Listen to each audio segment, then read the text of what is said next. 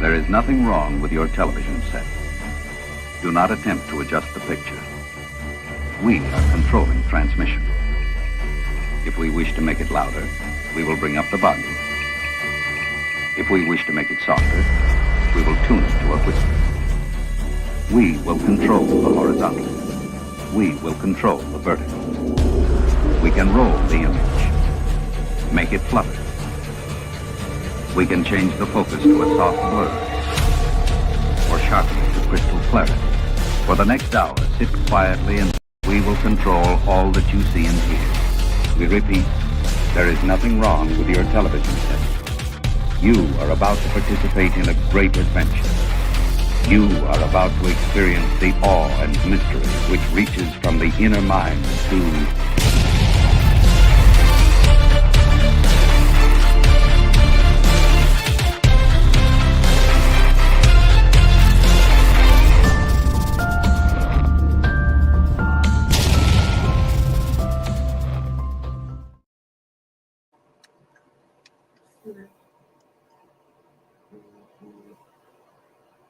Yes, good evening, guys. I'm your host, Jarvis Corner. With me tonight, I have my friend Stu Wally, and this is Jarvis's Corner on Mufc Realist TV. Oh, I have something on in the background. I hear myself. Give me 2 seconds. I can't hear you, but I can hear you fine, but I can't hear you double, which is good. Okay. Yeah, well, it's here. I put an extra browser up, so it was in the background. That'll teach you. Yeah. That'll teach you. Amateur mistake.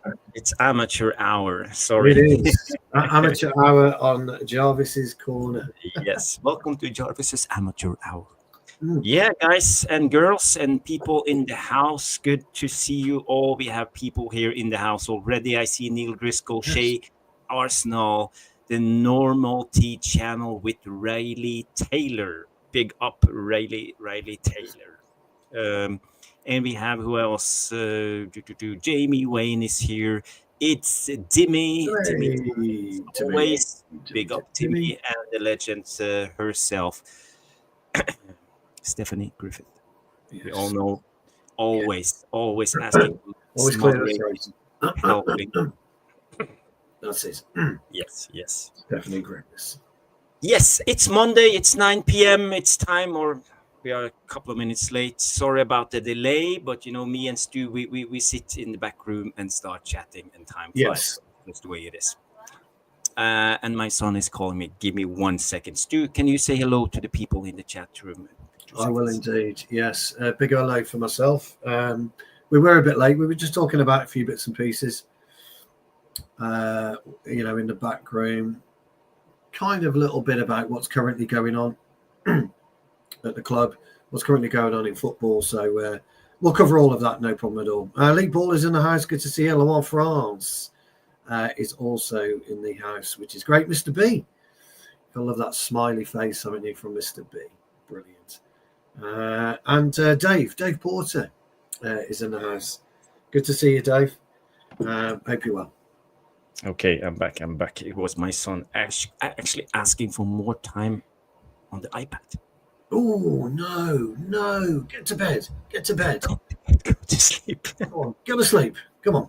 Well, in his excuse, they have the day off. They have school off tomorrow and Wednesday. So. Well, in that case, then anything. Not school night. Yeah. I'm not the worst dad in the world, No. How's the snow in Norway? Yeah, well, actually now it's like 20 centimeters of snow, not too bad. -3 degrees outside, but it's getting cold.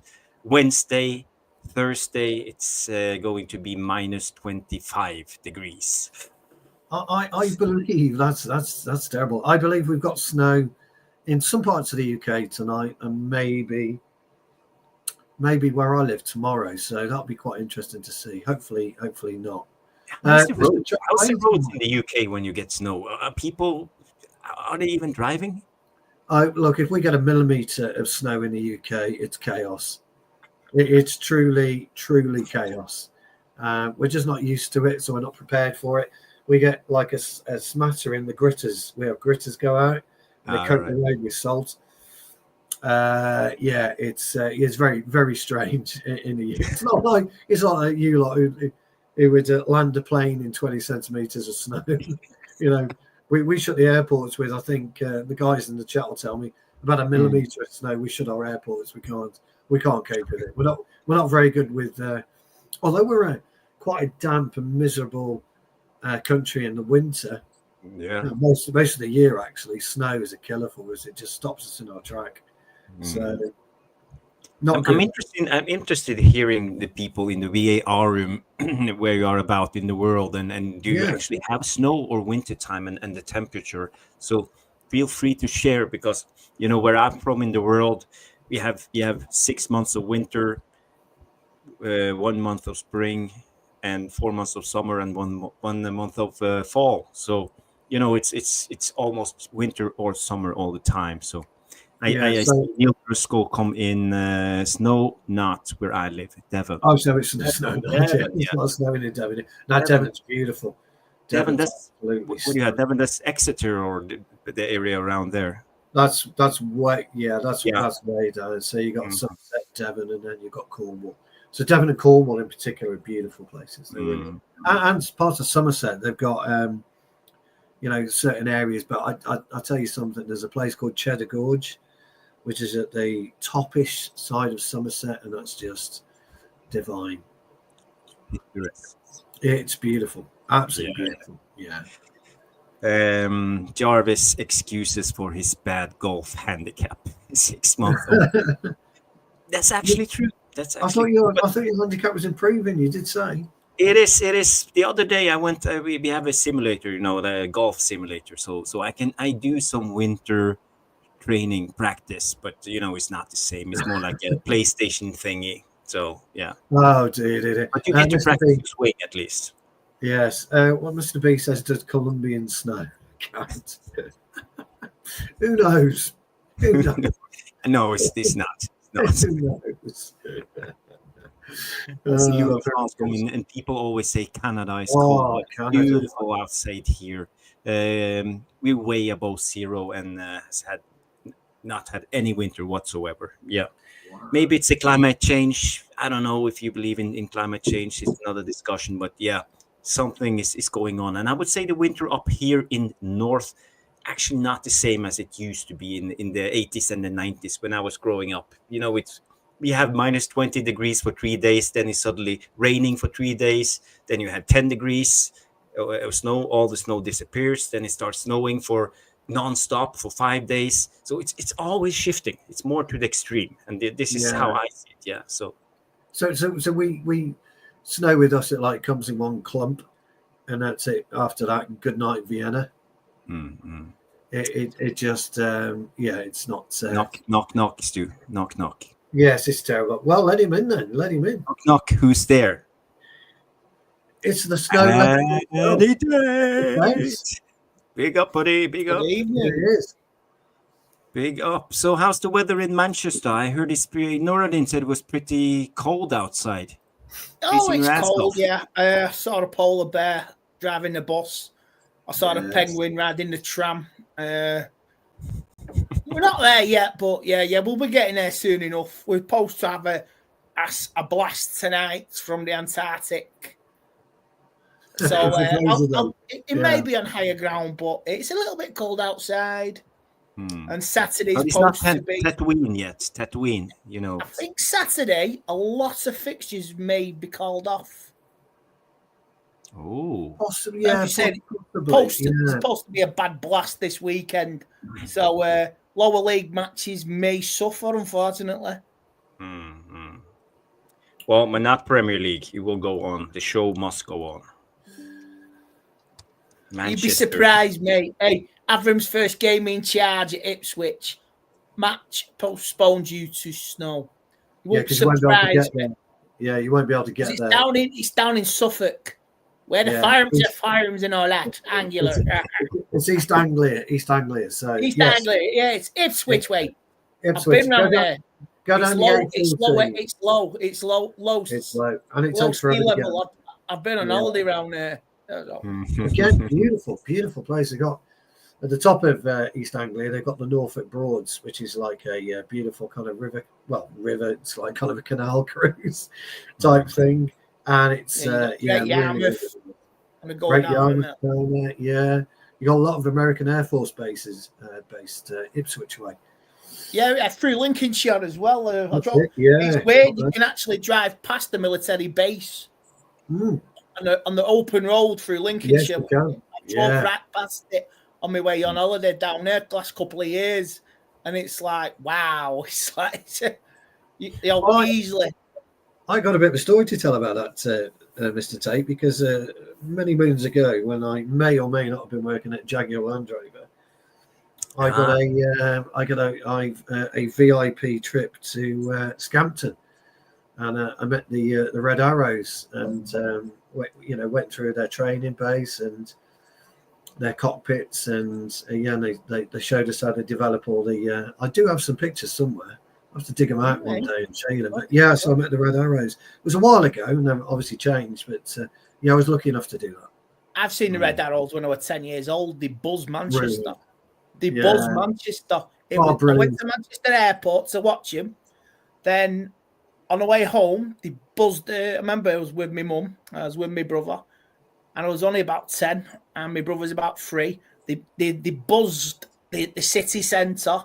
They buzzed the area around Manchester City Centre and the local areas, and then with the vapor trail and all that, and it was quite cool. And you remember that when you're 10 years old? Yeah, you would. Yeah, it's amazing. Do you know their practice jets are black? Really? Yeah, not many people know that. But well, unless you're Red Arrow and you've been around there. But yeah, their practice jets are black. But the Red Arrows themselves, they're years old. The planes, they're about 40, 50 years old. Mm-hmm. The planes, but they're not an F-22 Raptor, are they? No. Or a Stealth, whatever they're called. Yeah, no. F-35 is the new one. That's the new one. That's the. Oh, is it? Yeah. They're getting this technology from. I've seen the UFO, the classified thing in America last week. Apparently, there is a big place off California where the great white sharks swim. And there's an alien base under there, so I think Donald Trump will expose that. Fully enough, Jarvis has just built that in Lego, so he's fully aware of that particular base you're talking about, aren't you, pal? All right, okay, fair Area 51. That's out in Utah, supposedly. Utah way, I think. It is Utah, Andy. Somewhere like that. What? Nevada desert. Nevada is outside LA. It's Vegas, it's Nevada. Nevada. Yeah. Tara Wade comes in and say Andy is a member of the Area 51 secret cult. Wow. You can't divulge that, unfortunately, Trev. You can neither confirm or deny. Yeah, I got a phone call the other week from somebody in Washington saying they were making a comeback, so I might as well join in. You know what I mean? Mm-hmm. He's rinsed me on the Red Arrows, Trev. Yeah. I mean, look at that. I mean, alas, the Arrows were never the same again. They all went to the opposite direction. Thank you, Mr. Wade. Strong start to the evening, pal. Strong start to the evening. Guys. Welsh Girl's just come in, by the way. Can't wait for some. Big up, Welsh Girl. Big up. Welsh Girl 68. Lovely. Farnborough Air Show. Yeah, Farnborough Air Show, I believe. Yes. Miles away from. Are you ready to start? Yeah, sorry. On the football, or I'm going to be in a world of pain. Chitty chatty, 13-14 minutes of chitty chatty. That's enough for me. Chitty bang bang. So the first topic I wanna go into that's about the youth and youth development under Amorim. We also, I don't know if you guys saw the interview with Amorim, the recent one, when he talked about the club and his vision for the club, and I'm just gonna share this for you to read. I can read it out so we know what we're talking about. Where is it? Here it is. So this came in from on Twitter the other day. So in recent months, Erik ten Hag always wanted to remind everyone that young players like Manu, Garnacho, Højlund, etc. needed time and patience to develop.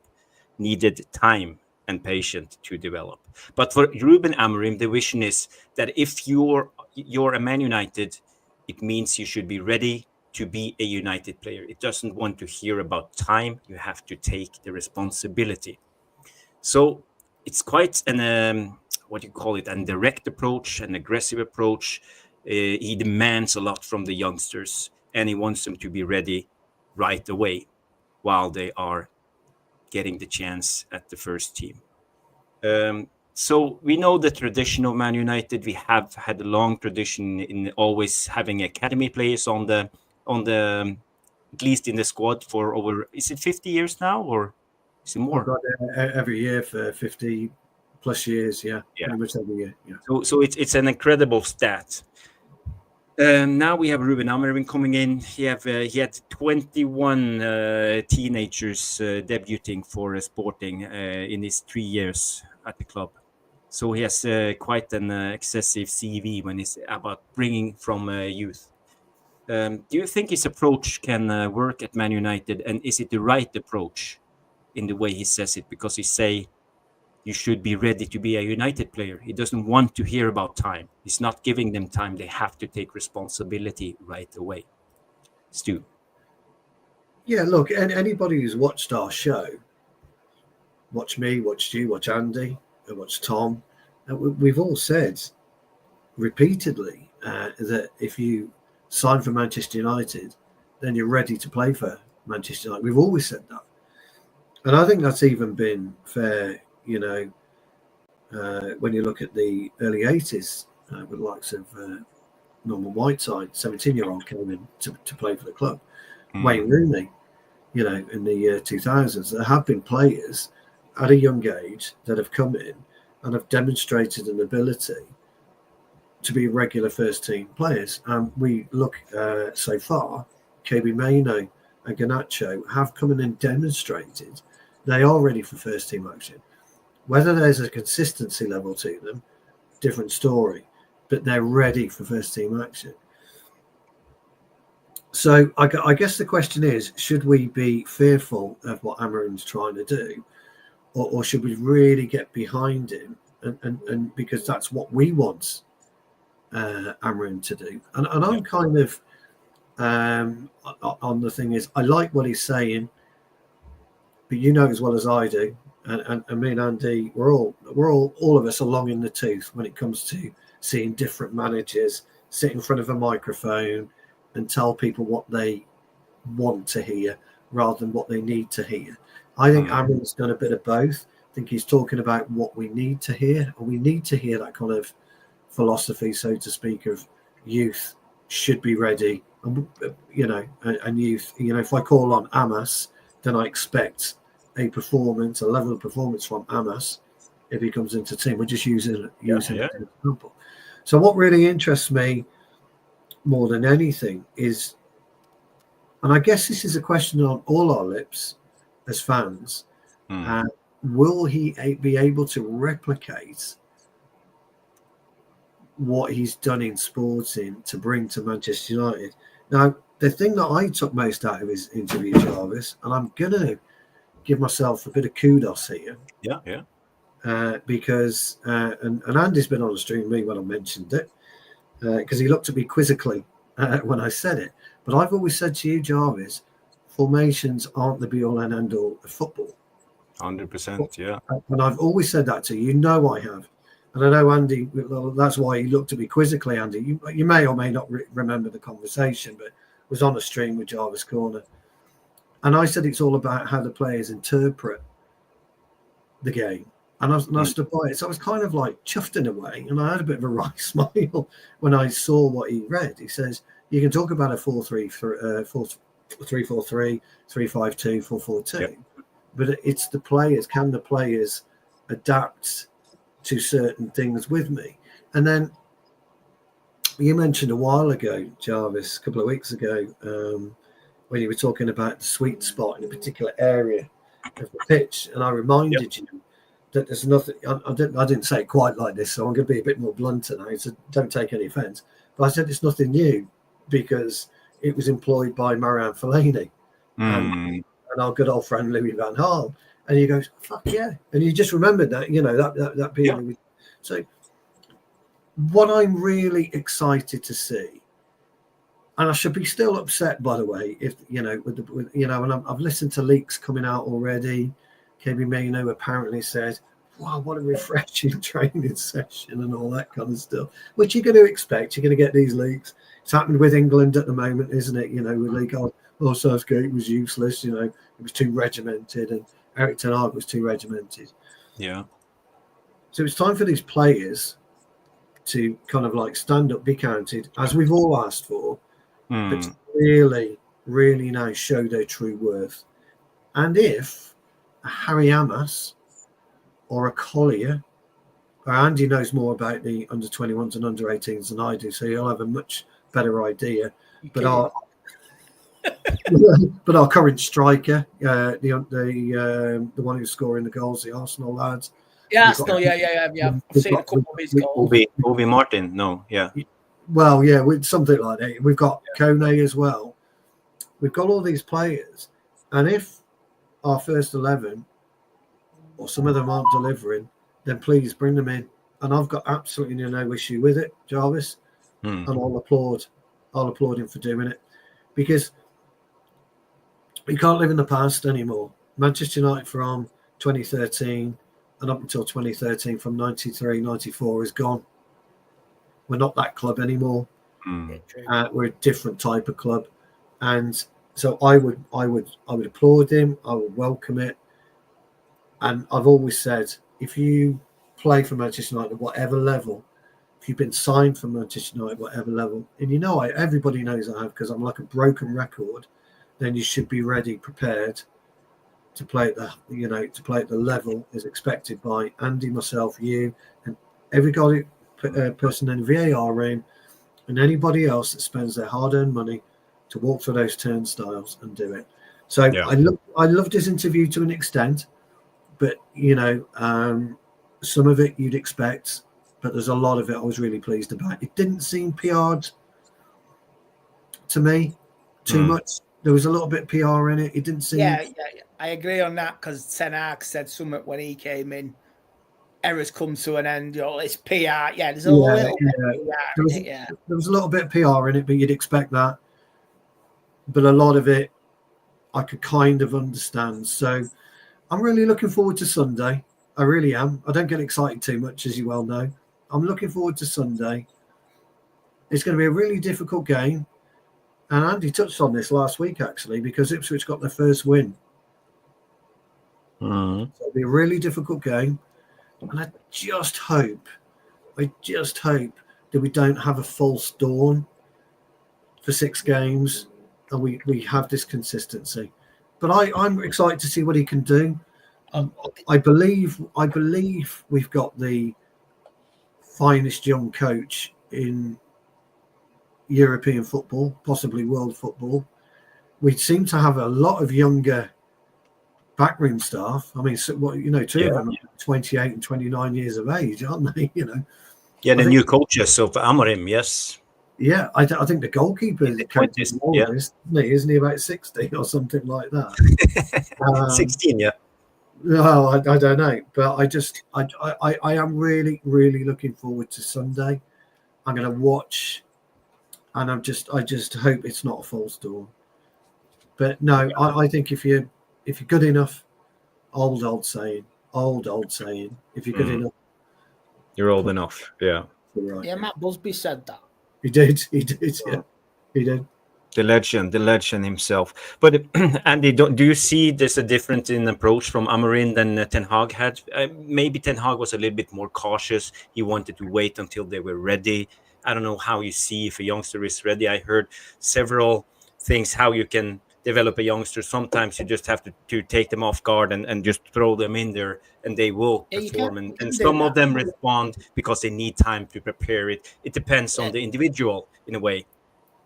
So I'll give you an example. I seen Jay from the paddock today. I watched their 4:00 show, and he gave a prime example. Even though this is Phil Folding. He was brought in. He made 6 or 7 appearances during one season, and he was getting a couple of minute cameos. Then it gradually developed into 20 minutes. A couple of games. He played about 20 games a season. and that's the way to bleed them in and bring them in. You can't burn them out. You cannot burn out players. You play them, rotate, rest. Play them, rotate, rest. But with ours, we've constantly, we've overplayed Manu, we've overplayed Garnacho, and that's what I mean.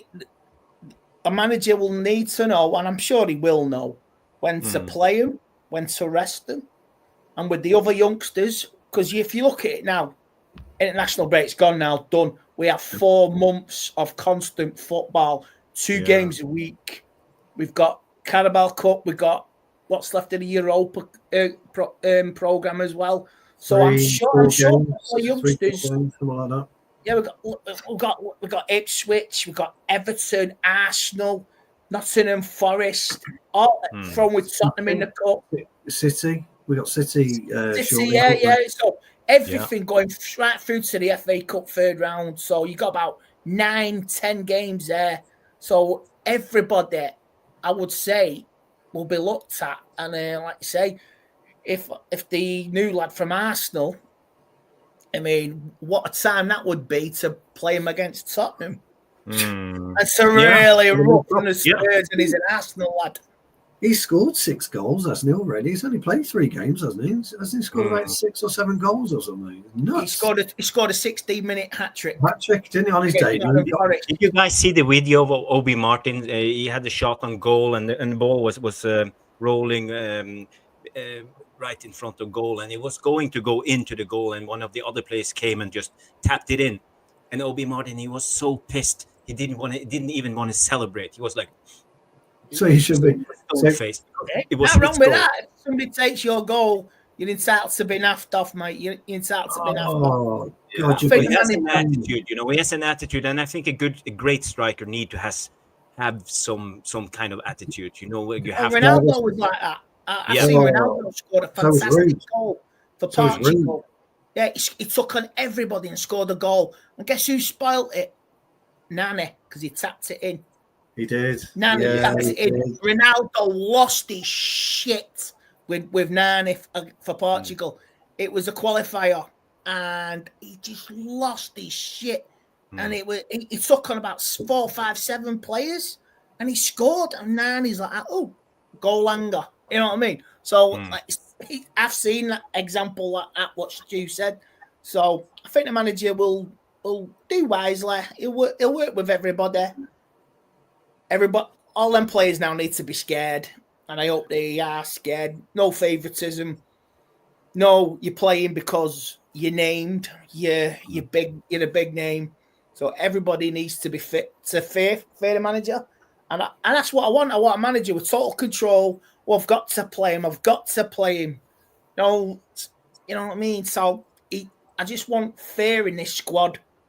But it's fresh. It's like, you know what I mean? You will be dropped. There's somebody going to replace you if you don't play. Then the next player comes in. Oh, you're doing okay. Then you dropped again. Okay, other chance for the other player. So that's what I want. I just want competitive positions with all players, even the goalkeeper. I want, even though he's been doing well, like say, be afraid, be very afraid. You should be. I mean, I know players, and if I haven't been playing for whatever reason, I'm looking at the squad. Bastard, I'm not in again, so I'm fucking sulking for 2 days, and then on Saturday the game, I'm watching it. Andy, this is bad, by the way. Everyone in the VAR room, and I apologise, but this is my mentality. Oh, he's down. He's got fucking injured. Brilliant. I'll get my fucking top off. He's out for 3 weeks. Fucking excellent. You don't want him to be out for 3 weeks, by the way. But your selfishness allows you to play, so you don't care. It's terrible. But I think if anybody has that mentality, January, you will be shipped out or maybe transferred on, loaned out. I don't care who you are. It's like that. There could be no player power anymore. Yeah, I think that's the main thing. He has to get the culture right. The culture needs to be right, and he has time. And I think we will look past the results and look for, at least I will look for style, identity, I would like to see progress in a way. At what point of the season do you expect us to have a style of play by the end of this January? You'll see little inklings of it. That's what I want by the end of January. To be honest, I don't know. I don't quite know, because I just want to see progress. I want to see us improve. There was a news article out today on was it the Times? No, it was the Telegraph. They came out with this one. Ruben Amorim to work with modest budget as Man United aim to end transfer churn. So I don't think we are going to sign anyone this January. I heard the loan deal with the we get this every January, though. We get this every January. We got Valvegos one season, didn't we? Yeah. So we get this. This is just media. This is why I don't trust and listen to the mainstream media anymore. James Tucker, he's somewhat reliable, but he's not a top tier. But the thing about that, Jarvis, is you've got a 50-50 chance of being correct. So as a journalist, you'll take the gamble. It's not like you've got a 20% chance of being right. You've got a 50% chance of being right or wrong on this. And I'm with Andy on this. I think 24 hours ago we were signing Paul Pogba. Yeah, exactly. Yeah, I think you'll see absolutely BS at its finest. Yeah, you smell it from here. You'll see some kind of movement. I think if we can't get Malacia fit and we can't get Shaw fit, you're going to see some kind of movement at the left back. I would say, whoever it may be. He did a full 45 at Huddersfield. Well done on the lad. I hope he plays well by all accounts. Yeah, so just hope he gets more. I agree. And I've seen, I've heard the likes of Martinez has come back early. He was given 2 weeks off. He wants to come back early and train. The lads deserved a week off last week. They should have had a week off last week. I saw on Twitter in particular, they're looking at certain players went to training, certain players were in America. I don't want to dwell on all that because I don't care. So they need that time off. Fergie was an absolute master of understanding when a player was in the so-called red zone, and he just tell everybody he's injured. He's got a slight injury. He wasn't. He was off in South Africa or somewhere halfway across the world resting up.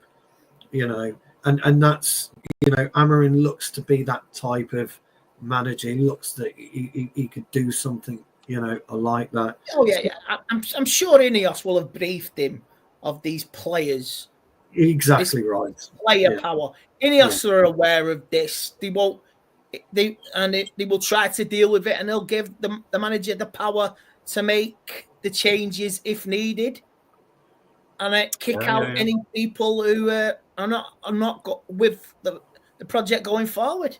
Yeah, as for the style of play, Jarvis, what you were talking about, and I'm kind of with Andy in a way.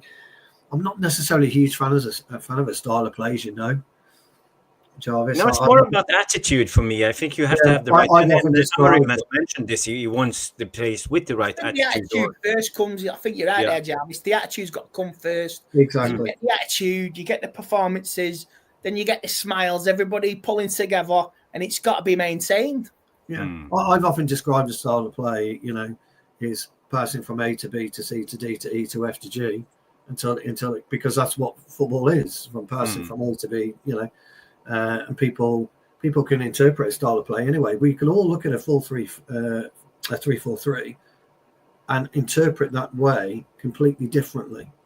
I could interpret it as a 3-5-2. Andy could see it as a 4-2-2-2. You could just completely interpret it, because one of the beautiful parts of football is when you're watching a game from the stands, as Andy and my lad do week in, week out, and me and you watching it through the eyes of a screen, is that you still get under eights football to occasion, and you know what I mean. You see all 4 or 5 players migrate to the left because the ball's over there, and then they go into the middle because the ball's over there, and this is what happens. And I defy anybody to turn around and say, well, actually, they're in a 3-4-3 system, because at that point in time, they're not. They're just in a system. What I always look for when it comes to football, and I've said this, is interpretation of the game while it's evolving in front of you. So when you guys are talking about mentality, I like mentality, but understanding what's happening out there and not having to look over your shoulder and look at Amorin, and Amorin's doing all of this. You should be concentrating on what you're doing. That's the key for me. I want to be able to see our players unpick a lock during the game and not require any kind of guidance, because they should be able to, demonstrate an ability to be able to do that. And that's how I look at it. So to me, that's the style of play, is being able to do that. So I see Mick comes in. Big up Mick in the chat to say, Mick here, Amorin mentioned he wants intensity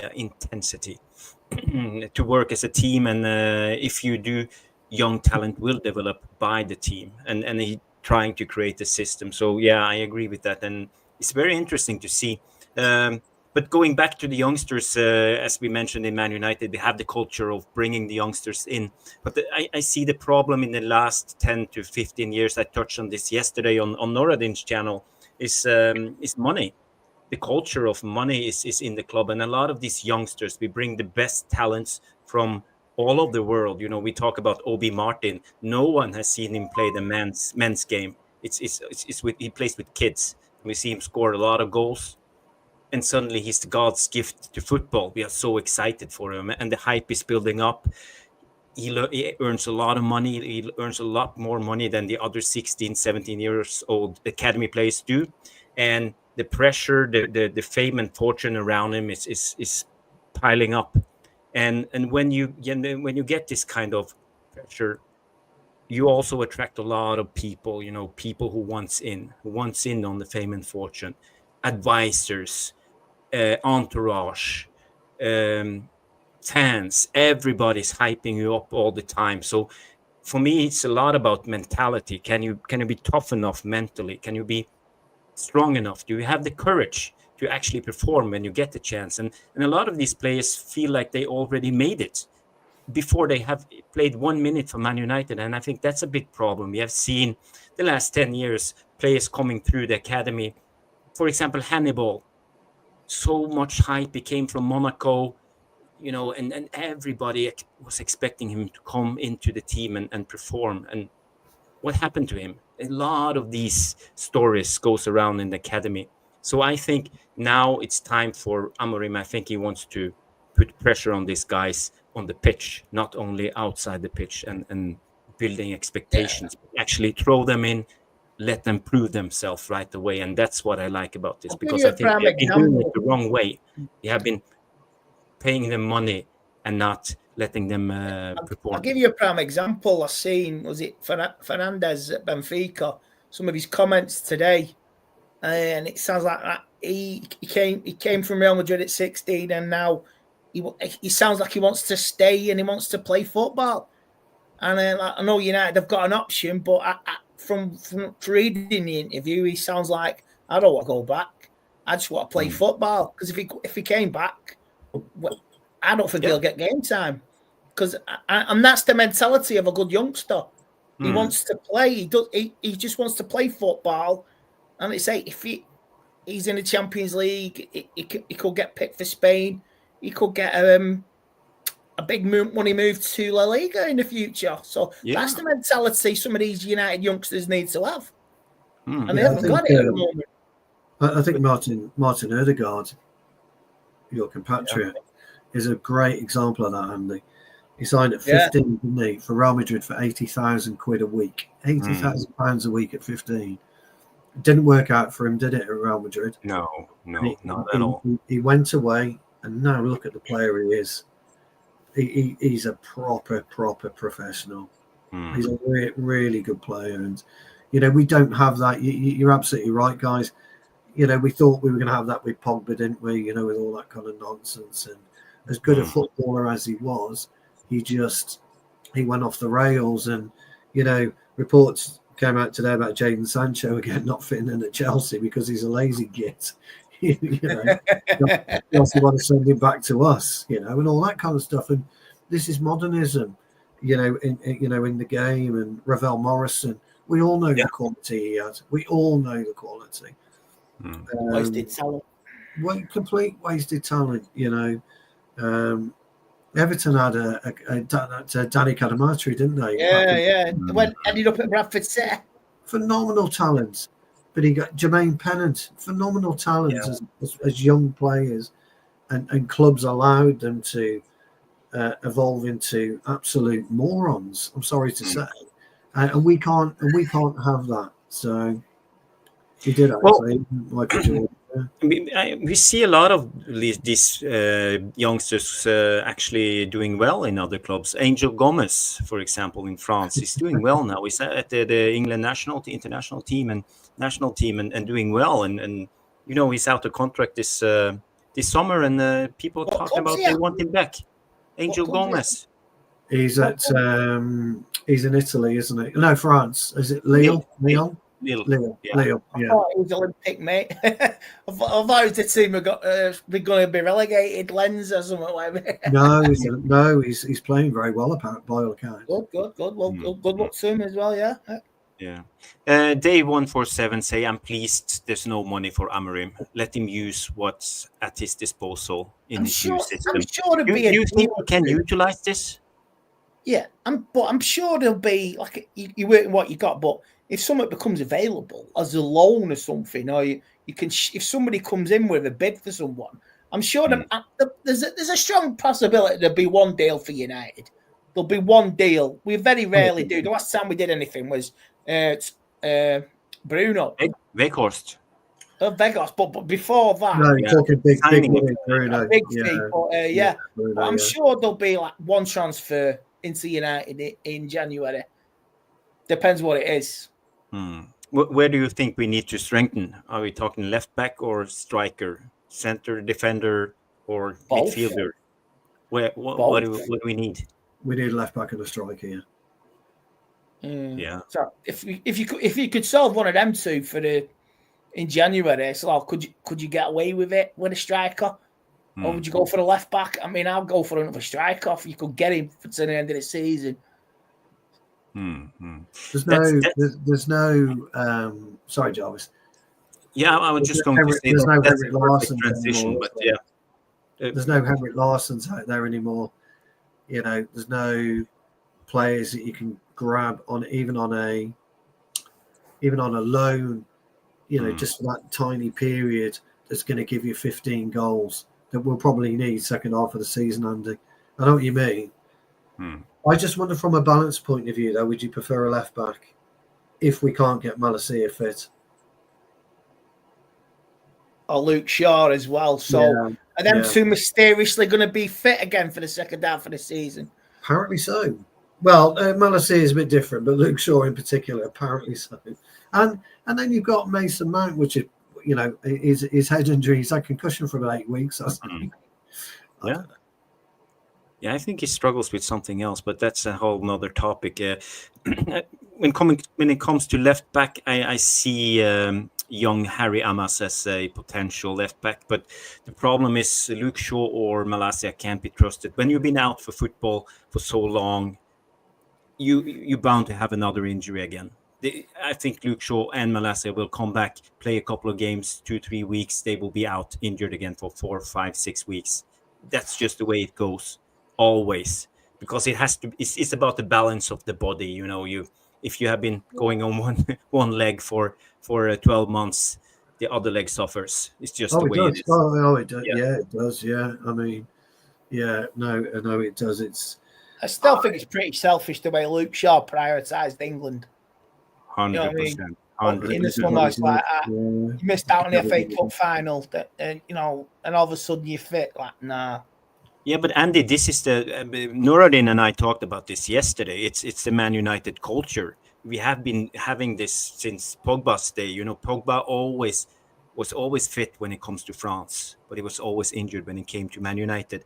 We have same with Harry Maguire, for example. He always loved playing for England, but struggled when he was at Man United. So players, they have a time off, like a reset when they went to the national team. I remember Cavani, so they prioritize Manchester derby, and Ronaldo. Cavani, yes. Ronaldo missed the Manchester derby, and the next game he's playing.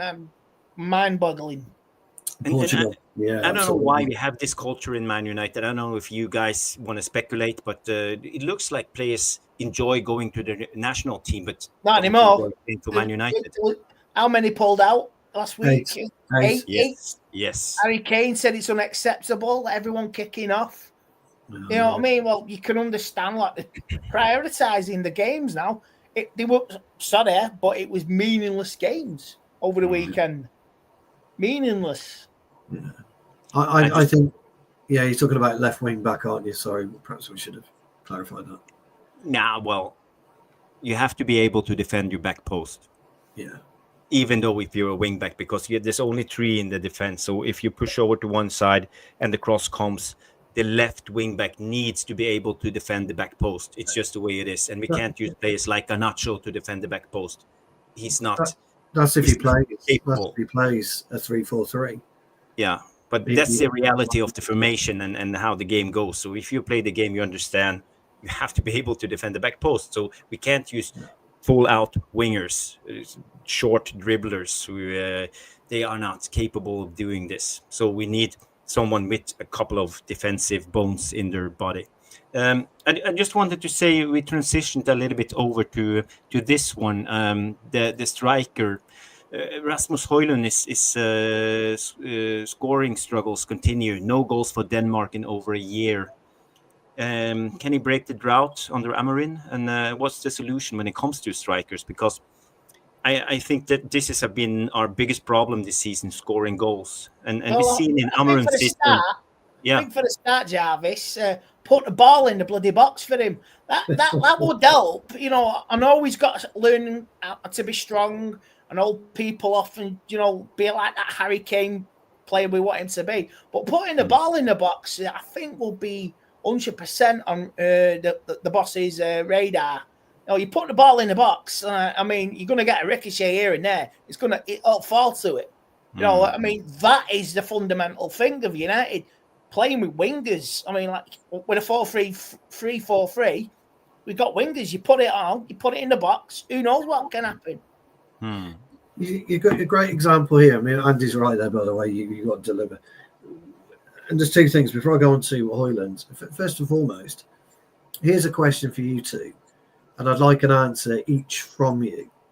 Knowing the prowess of Mr. Van Nistelrooy in front of goal, in this current 18 months, 2 years, 3 years teams that we've had, how many do you think in this particular season, then just go for this season, how many do you think Mr. Van Nistelrooy would score?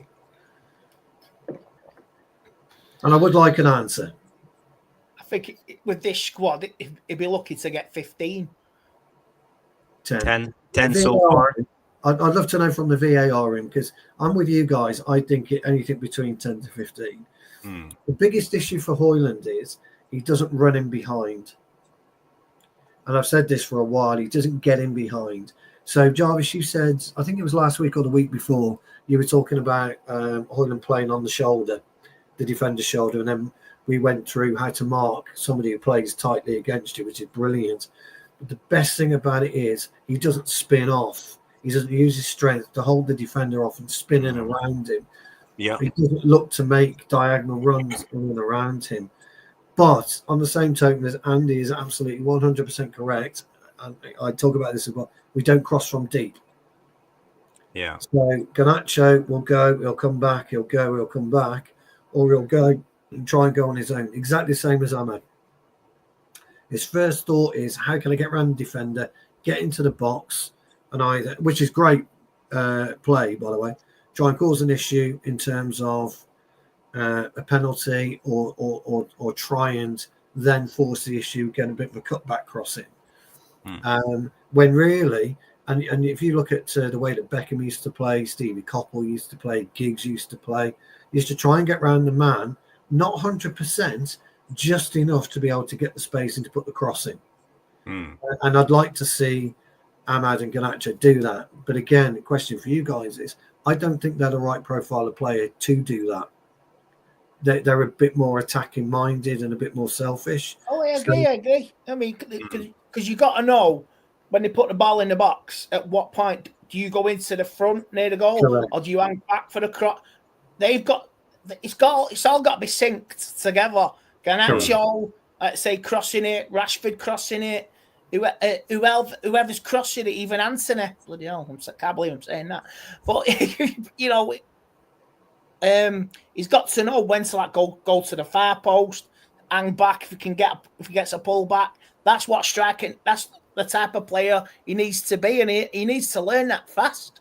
Yeah, I mean that's a great point as well about which post to go to. If you go front post or near post, as we call it, it could come off anything. Could come off your knee, your back, your ass. It doesn't matter. It's a much more difficult task to convert from the back post, because by the time the ball comes to you, rarely is there enough pace on it for you to be able to do something. Yeah. I mean, look at that back heel from the England player last week, the Liverpool lad. Gee, if you could have that in your arsenal, try that. You know what I mean? Yeah, exactly. Anything's capable if you're taught and trained well. Yeah. So if he could go near post or try and do near post. So most of Rude's goals when he was in the 6-yard box were middle to near post. Yeah. Rarely do they come at the back. But he scored a good amount from the back post. But it's a much more difficult task to do that. So I would like to see him gamble more and make an attempt to get there. And even if you miss it, so what? Chances are next time you won't miss it. But until you get in there, you won't know. Yeah. It's very interesting when it comes to the striker, and everybody talks about Rasmus Højlund being the Jokenes type of player, and we all expect him to thrive under Amorin. No one said anything else. But for me, I have a different approach. I think one of the players who actually can thrive under Amorim is Rashford. I know people are going to hate me for saying this, but I think Rashford actually can be good under Amorim, because he plays with two number 10s and one striker, and the aim or goal for the striker is not to drop down, receive the ball with the back against the goal, and be the vocal point in the build up.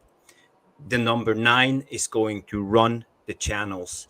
I can show you this one to explain you how I see it, because this is the famous tactical board. Sorry, guys and girls, if I bore you, but you have two number 10s. So there actually is no space for Højlund to drop into, because we have occupied these spaces when it comes to the system. So the main spotted when you see Højlund a lot of the time, especially drops down to his left to receive the ball. But now the goal, where we aim, because the fullbacks, when we play the 3-4-3 system, as you see here, it's a lot of circles. Sorry, I will remove some of them. It's where should the opposition fullbacks go? Should they go on the wing backs, or should they go on the number 10s? So usually somewhere in between. They move a little bit higher than usual. They're not in their back line.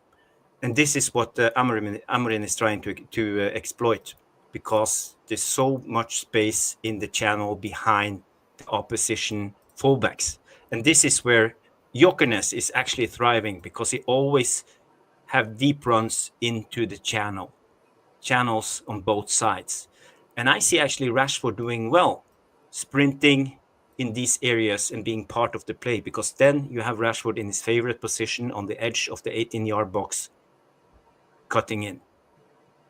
So I think maybe Rashford can be suited for this system. If he don't have to play with his back to his goal. The only thing when I see Rashford's deficiencies is if he play long from Onana and wants Rashford to hold up the play. He's not the guy. But if you play over and he can sprint in behind, he will be perfect. So I see actually Rashford can doing well in this system if it's used correctly. And maybe he's the second striker we need, because I think Højlund will be the main target. But I think Rashford can do a job. Don't write off Zirkzee yet, mate. You never know. But he's more of a striker who drops down to receive the ball, and Amorin is not utilizing his striker this way, especially if you can interpret his way when he played in Sporting with Jokenes. Yeah, it's interesting. Sorry, Andy. Sorry, Pat. No, just to me now, I think this is Rashford's last chance. He can't be any more chances with this now. He has to perform and just work his socks off. I mean, physically, he looks at the top of his game. He's built. He's doing all right, but he has to be doing it on the pitch now. You know what I mean? Yeah. This is his last chance to prove he can. There is a future for him. I'm not meaning it in a nasty way. I'm not a fan of him anymore. But he's going to get looked at the next 6-7 months. Like I say, if the manager says X, Y, and Z, and he has to go with it, yeah, it's not worked out, lad. You know what I mean? But if it works, wow, brilliant. He's got his mojo back, but he's got to maintain it. You can't just have a burst 6-7 months, then go quiet again. Do you know what I see, though? If you put that board back up there, Jarvis, I see a way to evolve and to stop that, because it's not a massively difficult system to stop unless you're working with pace. I mean, you've got 2 and 3 pushed up on the halfway line. You got 4 and 5 pushed up to the centre circle. I think they're probably 10 yards too high in blue from a defensive point of view. They're about 10 yards too high. So I pushed the ball is here. We are actually playing out from the back. No. I'm talking about the defence, the blue.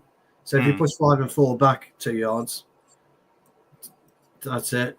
Stagger them slightly. Push 3 to the edge of your kind of area. Yeah, push 3 and 2 there. And 2 there.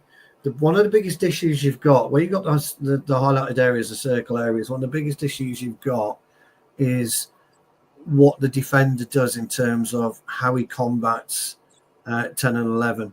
So ideally, their position is correct. They're kind of parallel, virtually in line with the edge of the box, with the 18-yard area on both sides. So they're actually situated perfectly from a defensive point of view. So if you push the 3, push it back to the edge of draw a line from the 3 all the way to the edge of the 18-yard box. That's it. He's perfectly in line. Look at what he can do. He can migrate right. He can migrate left. A really good, solid number 2 or number 3 will back up another 5 yards. So he's in the darker shade of the stripe. So that when Diallo or when Bruno or anyone attacks, he's in a much more period. And this is what I talk about evolving during the game and understanding and reading the game.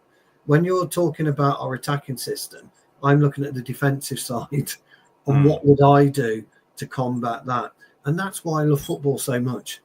But you do see the dilemma here with the wing back, with the number 10. 100%. Where is the opposition fullback going to? Yeah, so out of possession. Possession, if we were out of possession, I would drop 3 back into the shaded line. Same with 2. Keep going back, keep going. There and there. Yeah. Drop 5 slightly deeper as well, and allow 4. That's it. And I would just drop into that system, so that it's difficult, by the way, Jarvis, when you've got turnover. If they've got the ball at 10, for example, whoever it is, and we turn it over with Delict, then it's one quick ball out. You've got to be on your back foot. And that's all I talk about, and it's just all it was, Jarvis. It was just an explanation to reading the game of football. That's all that was. I was just demonstrating. But a lot of goals from Sporting and Amorim is the striker running into these channels. But and this is, I always talk about position of Dalot, don't I? A lot. He doesn't really occupy that position. And if you do run Bruno out wide, just as an example, push Bruno out wide to the left, and Diallo as well to the right. They're perfectly positioned to move Diallo to the byline and stop him cutting on in his favourite. And that's what you've got to do sometimes. So that's why I always talk about evolution in football, Jarvis, and how I see the defensive side. I just sort of mention it. I'm not saying the system doesn't work. I'm just giving you a Time will show. Time will show. You know, when it comes to this system, but. As I see potential for Rashford to excel in this system. I see it because I don't see him used as a fullback. I understand what you're talking. What did you think of that system? Big up, Nuruddin. Maybe we can. I don't know if you caught the last tactical approach when it comes to Rashford running the channels in behind as Jokenes did. Do you think it's possible for Rashford to thrive under Amorim's system? Because I don't see him doing it on the wings as a wing back, and it's no number 10. Yeah, big up everybody. Big up Andy. Big up Stu. Big up the chat. Smash a like on the video. Obviously, I think players need to be convinced. I do agree with Andy that Rashford and a lot of the players, it's their last chance. This is their last chance. 100%. In this football club, and I don't think it's just Rashford. There's a lot more in there, a lot more. Yeah. I always think that in the traditional way that strikers played, Rashford always struggled. He struggled being in the centre. He struggled centre-halves coming against him. He struggles with all of those it's stuff. No vocal point. That is problem. Yeah.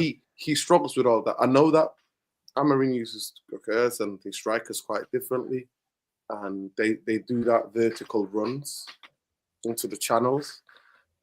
So it's going to be very interesting. But to me, if he can be coached, for me, it's about, you know, whether this team, a lot of these players can be, what's the word I'm looking for? Coaching to a system so they know exactly what they're doing. And if they don't want to do that. Drilled. Drilled. It's not just drilled. It's motivated. It's not motivated. It's not the word. We had it on Saturday TV earlier today. It was basically, he had rankings of all these different things. He had key player, adaptation or orientation, something like that. That means that the players absorb the way that the system wants to go, the way the manager wants to go. So it's almost kind of been reformed. They all become born again. System players. You buy into a system, because I've seen that.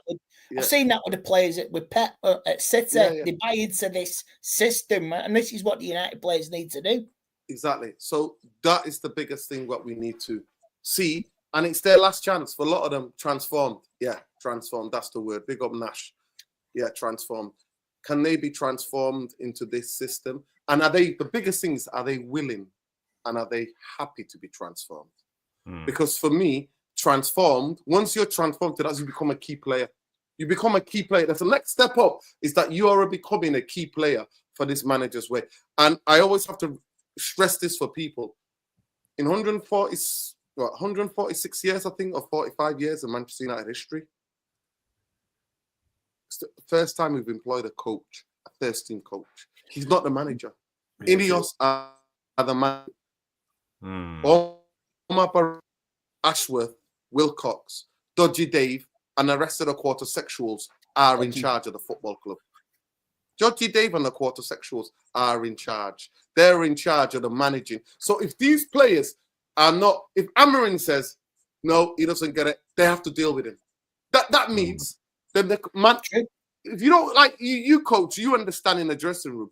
When we had one problematic player in our dressing room, even the Saturday, Sunday league, it took away from the instructions and the focus from the coach to what to tell us. Now, in Sunday, that's why you had to have a really good number 2. Well, he's dealing with some guy who's sulking or whatever. We then need the focus. And now, because we've got this management of Wilcox, Marbarada, or do they block? All these guys, they need to deal with these players. When Amorin says, this person, you go see it to their office, mate. You don't have to come and see me. I've tried to install these ideas into you. The data doesn't show, the way you're training, the way you're playing doesn't show. Go and see the guys in suits. They'll tell you what to do. And that is what we need in this football club. Because the only way he's going to succeed, and a larger point, is that if we create a competitive training ground atmosphere and a competitive training sessions where we used to have under Fergie, where Fergie would have a wink at somebody and go smash somebody to get the energy up, and everybody will be then of that. We've not had that for 12 years. We've not had competitive training. I'm talking about 8 against 8, 9 against 9. And the thing about Amorin, he'll step in. He's played every position on the football pitch other than the goalkeeper or a striker, like he said. Yeah. It would be, I tell you what, it would be nice if Amorin smashed a few of them on the training pitch. You know what I mean? Just to get, ruffle a few feathers, so to speak. Make the players want to play. He's serious. He's just cropped me and smashed into me. It just reminds me of Cluffy, that does. Cluffy used to do that all the time, Cluffy. Pull on his boots and, crack into a player. Just to answer your question, Jarvis, I believe everything's possible if you're willing to learn. Everything is possible on a football pitch. If you're willing to adapt and willing to curtail your game and willing to keep trying and working really hard. And anything in sport, people, anything in sport, it's about repetition. It's about being drilled. It's about taking personal responsibility and concentration and doing the extras within your own game to get better. Exactly. This is where half the United squad didn't want to know last season. They just did not want to know taking the personal responsibility. They have to take it seriously. I mean, take Casemiro 6 months ago, like the Crystal Palace game, absolute stinker playing at Liverpool start of the season as well. But look at him now. He's playing. He gives a toss. Whether 6 months ago, he was dropped for the FA Cup final, and there was rumours he was out. He was going. So it's like a player. Oh, I can't be asked. Can't be asked. Oh boy, I've got to pull my weight now. This is where it's got to be constantly, every day. The build up to a week, you have to have the fear of God. Am I going to make this? Am I going to be in this squad midweek?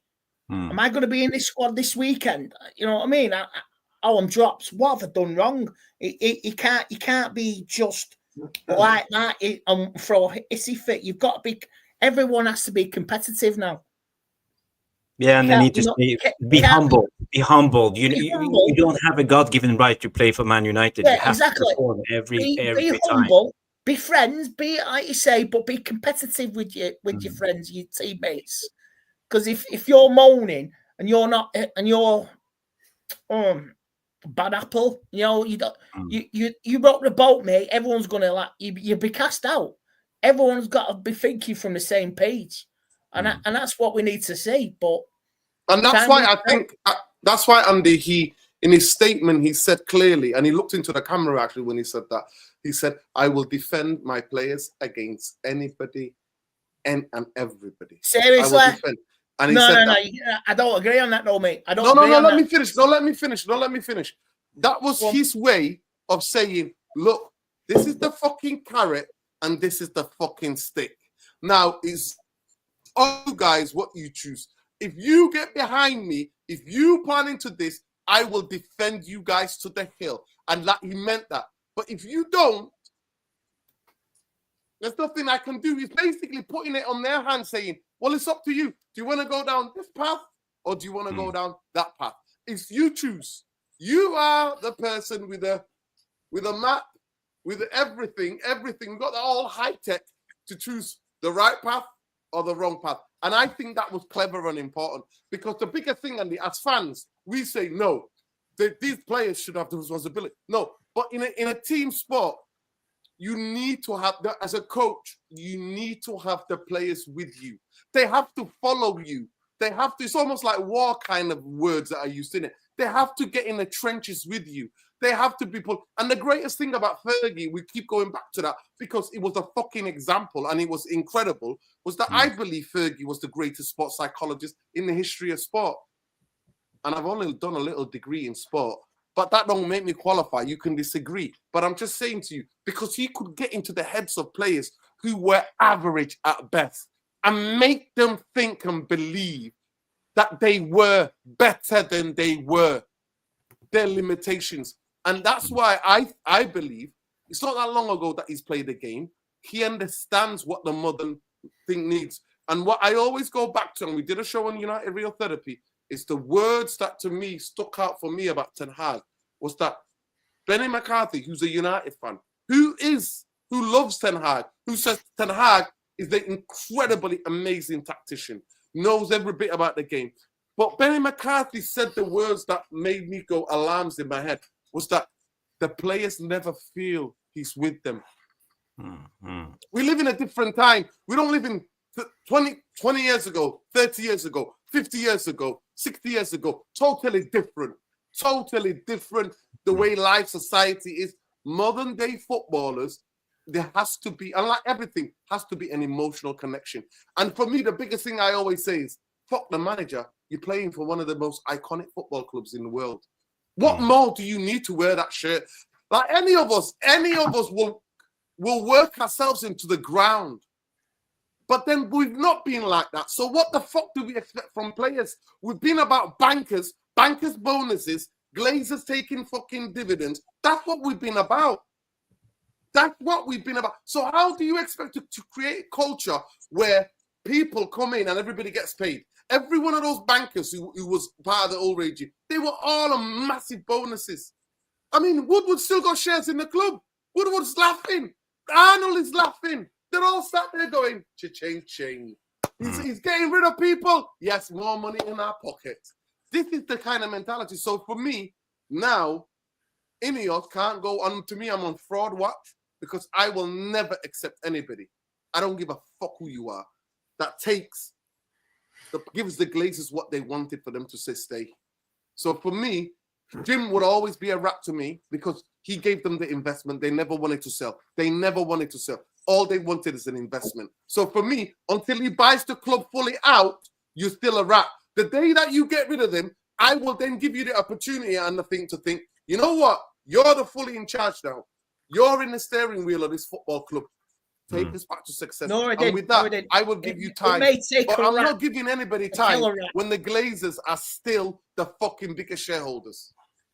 You're right there, mate. But it may take a bigger rat, to kill another rat. So what's that space with that one? I agree on that, mate. You know. Yeah, that's a good point. I hope you're right. For the future, definitely, mate. A rat will kill another rat to be superior at a pack. So, yeah, believe me. Let's say privately, Jim Boy's plotting a downfall of somebody, and I hope he is. But at the moment, he's at the dinner table, but he's not enjoying the company. Yeah, good point. Good point. I wanna challenge you with a tactical puzzle when it comes to Amorim and how he sets up his team going forward. We know he will play with 3 centre backs and 2 sitting midfielders. So actually, the other 5 positions are open for attacking players. And the puzzle is, how can he fit players like Rashford, Højlund, Ahmad, Garnacho, and Bruno into the same lineup? And how would he do it? Stu?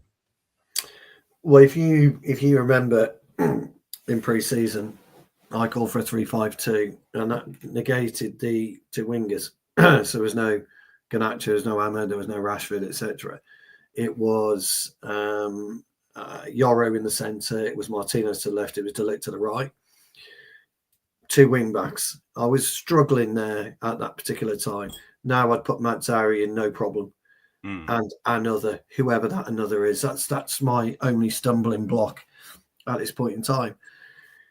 Look, I didn't know a great deal about Agate, so I'm not going to jump on the Agate bandwagon and say that I saw why. He's the Paulinho replacement. Yes, I mean, it tells a lot about him as a player.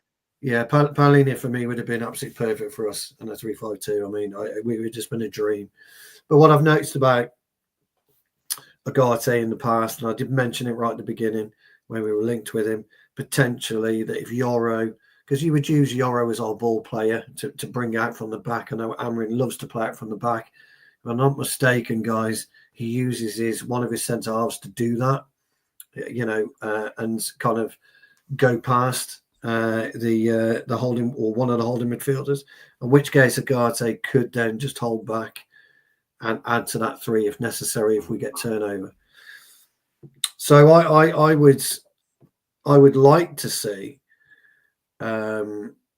I'd like to see Mainu.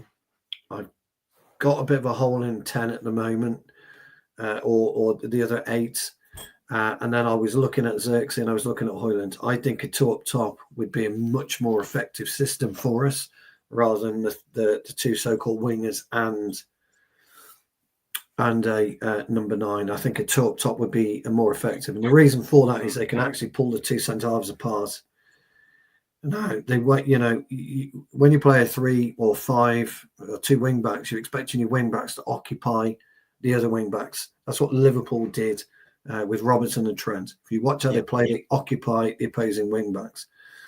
So if you've got two 9, so to speak, you could really pull the 2 centre halves aside and give yourself almost a bit of an overrun in the middle at times. But then you've got to kind of work out who you want in there to be able to put the ball in the back of the net. So this is how I would go. This is what I would do. I would go with, as I said, Yoro, and I've seen Yoro play, and he would be perfect in this system. De Ligt and Martinez. Mazzari, I'm going to say for argument's sake, Harry Amos. I'm just going to say for argument's sake, Harry Amos. Just for argument's sake, okay. Then I want to see Agate, Mainu. I'm going to go with Bruno.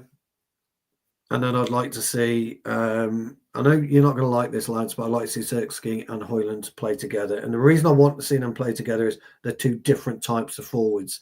They're not 2 9s. They're different types. And when you're a centre-half, as I am, if you've got 2 forwards against you who are completely different, then you're going to have problems. You've got to decide who's better to take the one type of player. Now, we don't really know, do we, what type of forward Højlund is, and we don't really know what type of forward Zirkzee is. He says he's a 9.5. Yeah. The good thing about that is when you've got Bruno attacking as that third, as that third striker, you can then alternate all 3, and you could make it an absolute nightmare for your 2 centre halves. You are then going to have to bring your centre midfield in to try and cover one of those, and you'll find a bit of space, like 25 yards, and that's what you want to exploit. So that's what I would do. So I'm not going 3-4-3. I'm going 3-5-2. I think that's the better system for us. It won't be popular. People won't like it. They won't like it because Ahmed doesn't make it, and they won't like it because Garnacho doesn't make it. It's a little bit more pragmatic in a way, playing. Yes, but that's how I would go about it. Yeah. Well, it's interesting, but as I mentioned, it was a tactical puzzle. But how can you fit in all this attacking players that we do have? I don't see a place for Garnacho. So where are we going to play him? Same with Rashford. As I explained with Rashford, I may see him as a striker, second striker option. Well, there's nothing stopping you, Jarvis. There's nothing stopping you making changes, bringing off Højlund or Zirkzee and putting in Rashford. Well, what you could do, if there's about 20 minutes to go and with, I don't know, it's 2-1 or whatever, you can rechange the system and jig it slightly. You can just rejig it slightly to bring in a Rashford and a Garnacho, and Ahmad and a Garnacho, by removing Zirkzee and removing the other 8, whoever that may be. That's either Bruno or Mainu, one of those 2, and you can play with 3 up top. So you could revert to the 3-4-3. So that's the beauty of a 3-5-2. It won't take hardly anything to revert to 3-4-3. So you can get them in, and I think we'd be better equipped with impact substitutes, which Garnacho, Ahmad, Rashford would be better employed, in my opinion. Great answer. I have the next topic before we go to the Q&A. And can I just ask a question? Yeah. Can I just please ask a question? It's true. What do you make of Ahmad as a player? Do you think he's too slight? Do you think he is? What do you think? Really... What do you feel about him? Do you know what? Can you compare him to Rashford and Garnacho in the way he plays, or do you think he has more in his game in terms of close control? I think he's got more in his game. I really has. That loan spell at Sunderland, if you think back to that was like, he didn't do very well at Rangers, but that loan spell at Sunderland, some of the goals he scored, amazing. So he's raw, unharnessed potential, and he's not. I don't think he'll be. Just don't let him be a superstar. Just let him be that menace. There's energy there. I want him. He's got potential, but I'd like to say go under the radar. Just be that menacing winger, and I think he can be. He really can be. I think it's a really good question, and it's actually Nuruddin, a really difficult question to answer, which is strange, really, because of the way that footballers are, and you kind of know players. And I'm struggling with that, Ahmad. Now, I've seen a lot of, players calling for Ahmad to be, be in the team, on a regular basis. I'm not quite there yet with him, Nuruddin, but I tell you where I think he will end up. I think he'll end up in a Odegaard position, a high 8/10. That's his best position, or will be his best position. So somebody asked me a couple of years ago, Nuruddin, on where I saw Greenwood, and everybody was saying Greenwood would be a 9, and I was adamant he wouldn't make a 9, and I'm still adamant he wouldn't make a 9. But with Ahmad, I couldn't really give you that direct answer today. I think he'll end up as an 8 or a 10. In terms of the attributes, what do you like? I personally think he's a bit too passive at times. Yes, I think he's got the skill, he's got the technical ability to sometimes take the shot, take the game on, get it better. And I think sometimes he wants to pass, especially to Bruno. When I go to the games, you're always looking for Bruno and wants to. I'm like, no, you are there, you're free, take it, take the game. Well, you can't argue what he did against Leicester and what he did in the game before. Yeah, he's scared. Attributes-wise, I think he's got fantastic feet. I think he's as good as Saka. Honestly, with the ball, I think he's brilliant at his feet. Be scared. He's a frightened player at the moment. I agree with you, Nuruddin. He's got to say, fuck you to Bruno. Fuck you to Højlund. I'm shooting. I agree with you. I think Bruno would agree. If the best option, ignore me and go for it. Jarvis, I'll be 1 sec, mate. Yeah, no problem. No problem. Take your time. I think like Bruno would say to him, look, if the chance is there, you go for it, lad. Ignore me on the pitch. Thanks for the back heel last week. Fantastic. But like, you saw the potential in that Europa game. I mean, like, you just say that, go for it. If you can, we're all in this together, but there's a chance you can do like say you put them in the same bracket as Saka, the potential to be at the level of Saka. Go for it. Go for it. Yeah, the technical ability is there. Yeah. For the record, guys, weather-wise, it is white in Manchester now. We have snow. I've just checked outside. Snowing, yeah. It's snowing. I don't know where we are the temperature-wise, though. We've got a little sprinkle down near the... There's one guy that we can never talk about the weather, how bad it is, or moan about it. And it's Jarvis. Next Wednesday's going to be -20. What the? Yeah. Well, I'm not looking forward to it. -20. That's cold. Die. Even too cold for me. I would fucking die. Yeah. Well, I just want to say when it comes to Ahmad, I think his biggest problem so far has been that he's a magician, as we all know. He's good on the ball. He can do stuff that no one else can do in this team. But it comes to the balance. On the Ten Hag, he wanted runners. What did you used to call them, Nuruddin? Road runners. Road runners. Meep. and Garnacho, Ahmad wasn't that one. He wasn't that type of player. So there was no use in having a magician in the team if you're not going to utilize his magic in a way. So I see a big chance now for Ahmad. He needs to be consistent. I still see he has this young player mentality. He has some good games and some terrible games. So we need to stabilize himself at a higher level and don't let himself drop down and be invisible in games. He needs to take charge of his own destiny, involve himself in the game when possible, and do stuff with the ball because we know he has the capabilities, the skills. Do you think coaches will say, we'll work on certain players? We'll work on Kobe Mainu. We'll work on Højlund, and we'll work on Ahmed Diallo. You think some of think Ruben and his coaches will work on them three particular to harness their potential? Because he'll know Bruno's okay, Casemiro's okay. Ugarte, I can still make him better. You know, the goalkeeper as well. So, would the focus be on them youngsters to harness them, to push them a bit further? So that may be right there, Jarvis. I think he'll do that. He'll look at them youngsters. Yeah, I believe this is just the beginning of Ahmad. I think Ruben Amorim can go in and really make him excel as a player, and I think we need that. He's only got a year left on his contract. He's got to butch up. He's got to butch up. He's at the gym. Yeah. Well, do you think so? Yeah. I think he's quite strong when it comes to the duo because he loves center of gravity. It never gets pushed over in a way.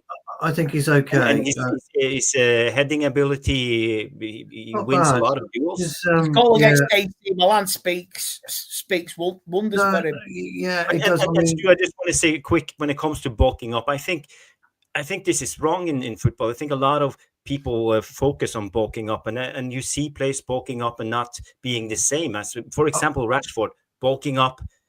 You don't have the speed. I'm not talking about. Yeah, I think you should be very careful bulking up as a footballer because it's all about balance in the body. I'm not talking about Traore level, but when you're if I'm playing left back, right back, and I'm seeing somebody like Ahmed, I'm testing him. I'm testing him straight away. I'm going to block him. I'm going to lean into him. I'm going to see what he's got. I'm just going to see what he's about. I'm going to grab his arm. I'm going to interlock with him. I'm going to grab his shirt. I'm going to do what I can to put him off. When you play the centre half, you've got somebody like Hoyland, you know that's what you're going to be doing. You know, you're going to be fighting, you're going to be scrapping, you know, for the whole game. Same as Diego Costa, stuff like that. So with somebody like Ahmed, I'm looking at him. I think he's slight frame. I'm going for him. I'm going to see what he's got. I'm going to see if I hit him, is he going to come back up? If he puts a little bit on, shoulder to shoulder is key in wing play. Going around, shoulder to shoulder. Nuruddin was talking about it a minute ago. It's key. It's being able to wrestle your guy with your shoulder, keep the ball at the same time, and you know, do your manoeuvring. Now, whether people like players that do that or not, that's fine. Each to their own in terms of players. But I would be looking for him to add just a little bit more upper body strength to him because that will be the key for him. I do agree with you, by the way, about if you overstock yourself, you become very, very cumbersome, very slow. You do. I did it myself a couple of years ago. And I lost a lot of pace, and I haven't regained it since. My Zimmer frame, I have to have a little motor in it to get me, from A to B now. But I needed that bulk and I needed that strength so I could outmuscle, the opposition. So I'd just like to see a little bit more from him in terms of that. But so what you're saying is Ahmed is a TIE fighter and he needs to upgrade to a Millennium Falcon type. Jarvis, you might have to tell me what that is, but no, I know what those is. I love Star Wars as well, by the way. I grew up on you grew up a Millennium Falcon a bit bigger. Just a bit bigger vehicle. I'm not saying an Dharma or Traore type thing, but I'd just like to see a little bit more. So when he wants to get across somebody, he can maneuver them out of the way. He's not going to put Kyle Walker away, for example. No. Kyle Walker's, he's not going to stick. He's not going to, but he would put Trent Alexander away, in my opinion, but he's not going to do likes of Kyle Walker and things of that nature. So that's the only thing I'd say. And it's not a criticism, by the way, either. It's just. I agree with what you're saying, Stu. But for me, I think a lot of the focus now for footballers is about looking big, and it's not about being big. You have to be lean. You have to be lean and strong, core muscle. That's the thing. I mean, and it takes time. Look at Ronaldo. He was in his 30s before he started really bulking up as he was in his latter. He managed to put some strength in his body. Rigid. He became rigid. I just like to see Ahmed become rigid. If you notice the last few games, he's been knocked off the ball. I would consider a bit easy, but that's just me. That's just the way I look at it. Like I say, it's not a criticism. But a good question there, Ridden, because I'm glad you asked that, because there's a lot of hype about him at the moment. And so I agree. It's a really good question. And to tell you what, it's a question I don't think many people would ask. Because I don't think they, they really want the answer. But and Andy was right the way that you answered it as well, Paul. So I mean, Stu, you might have the same point. I mean, like Arsenal's got Saka, City's got Foden. Yeah, you got Odegaard as well, and we could have our own with Ahmed, and I really, that one player who could make a difference, who just switches on 1, 2, 3, gets an hat trick just like that, and has a quiet game, then wakes up again. So that's what I want. And Foden's a great example, Jarvis, of what you were talking about. He's not big, but he's steel. He's strong, isn't he? You don't knock him off the ball quickly at all. He's strong. The best one I've seen of that is Bernardo Silva, actually. Oh my God, the strength on the ball is unbelievable. I don't see him get throwing because the way he shields the ball. Oh boy. Yeah, I see GB comes in and say getting bigger suits some players and not others. Ahmed should stay the same and use his natural attributes. And in a way, I agree. So I think you need to be aware and it needs to be careful with bulking up. That's just my thoughts on it. 100%. You see it with what we've done with Cristiano Ronaldo, because also the fact that what happens is that the older you get, the more you get broader. Especially if you're athlete, you put in on muscle. You put on muscle because you're doing your gym session, you're doing your injury prevention. You're gonna grow because you're gonna build muscle. But the thing is, if you ever watch, did any of you ever watch The Last Dance? The movie. Yeah, The Last Dance, the documentary, the series. Did you watch it, Andy? Yeah. The Last Dance. It's Michael Jordan, and it's fascinating because they call it The Last Dance, and it's a documentary about the last time they won. Chicago Bulls won, what that was like. And you see him getting a specific type of trainer who trains his body to get him back to the leanness, the strengthening the areas that need to be strengthened so he can't be shoved off in the ball on the court. And there are specific types of training that certain people can do.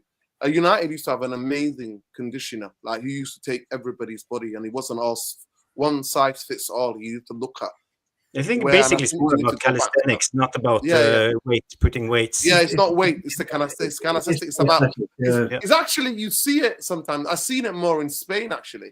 I remember at times when I've been out, whether in Las Palmas, watching Las Palmas play, or when I've been to watch Bilbao play, you see, honestly, no word of a lie, you see the trainer literally holding the players up or try to get on their backs almost. And they're warming up. This is the warm up. They've got enough room to play a little bit of a game on the touchline where the ball gets played and there's somebody up his back and the trainer is almost on his back and then he's holding him, he's pulling him, and he has to get away from him because they try to recreate the closest to the reality. You know what I mean? How it is going to be reality. So yeah, I think different things, different courses for different horses. Interesting topic, guys. I just want to move on. We're 1 hour 30 minutes into the show, so I just want to go to the last topic before we go to the Q&A, and it's about VAR because there came some new rules out. They are trying out, and it's breaking. FIFA is considering replacing VAR with football video support. It's called FVS. And the FVS is much simpler system at the technical level. It's 4 to 5 cameras needed, and there's no referee video. And the coaches, the managers, can require to the referee to review his decision 2 times per game. And if they lose the first review, they don't get a second claim. And the referee will go on to FVS only when asked by the coaches. The referee can't decide himself if he wants to review a decision over again. Let's put the PGML out of business, don't it? It will. But I'm interested in hearing your take on this. Do you think this is a better system? You get two calls from the manager, and that's it. You don't get the disruption of games all the time. You can actually celebrate if there's a goal. Do you think this is viable? Do you think it's a good thing? Yeah, or? Yeah, you can, like you say, the West Ham debacle, the penalty that never was, VAR, you know what I mean? So, yeah, anything that makes the game better, which, like you say, when you score, you're like, I can't celebrate like I used to. Nobody can. So it's like, and decisions go against you, like you say, or it's like a computer game, you get 3 strikes to call the ref over. Can you look at this? Can you look at this? So it's one of those, isn't it? You don't need a little guy sat in a trailer 200 miles away, monitoring that. Oh, I don't want to get involved in that because, like you say, the Premier League now, as far as I'm concerned, is corrupt. Is absolutely corrupt on a level, and you see what happened with that ref calling Klopp. Look, the way certain broadcasters and the media have buried this so fast. They're burying this story, and they don't want to talk about it because basically the TV companies and the media don't want to lose their exclusive links to the PGMO. Well, the PGA, I can't pronounce it. Howard Webb and his crew. You know what I mean? So PGMOL. PGMOL, yeah. Gary Neville, like say, will not tackle it. Neither will Sky. Now will Jamie Carragher. Like you say, I want it different. Like I say, no more decisions from a guy dunking his biscuits fucking 200 miles away. Depends on what biscuits they are. You know what I mean? Making a decision in the last minute. Oh, I spilt my tea. You just missed a fucking chance. There's a fucking penalty right there. You spilt your tea. So don't need it, don't want it. Anything to improve the game and make it more, I can say, they've got that technology in the World Cup where you can tell an offside just like that. You don't need to draw the lines, sniff the lines, fucking X, Y, and Z. So I don't care. Nuruddin gets that. So yeah. I know. Do the Robbie Fowler. Do the Robbie Fowler. Yes, do the Robbie Fowler. Do the Robbie Fowler. Do the Robbie Fowler. Yeah. So guys, Nuruddin, how do you feel about the new system? So just remind me again, just a little bit. FVS. You get 2 challenges per game. If you lose the first review, you don't get. So how long can you review the decision back because the game is flowing?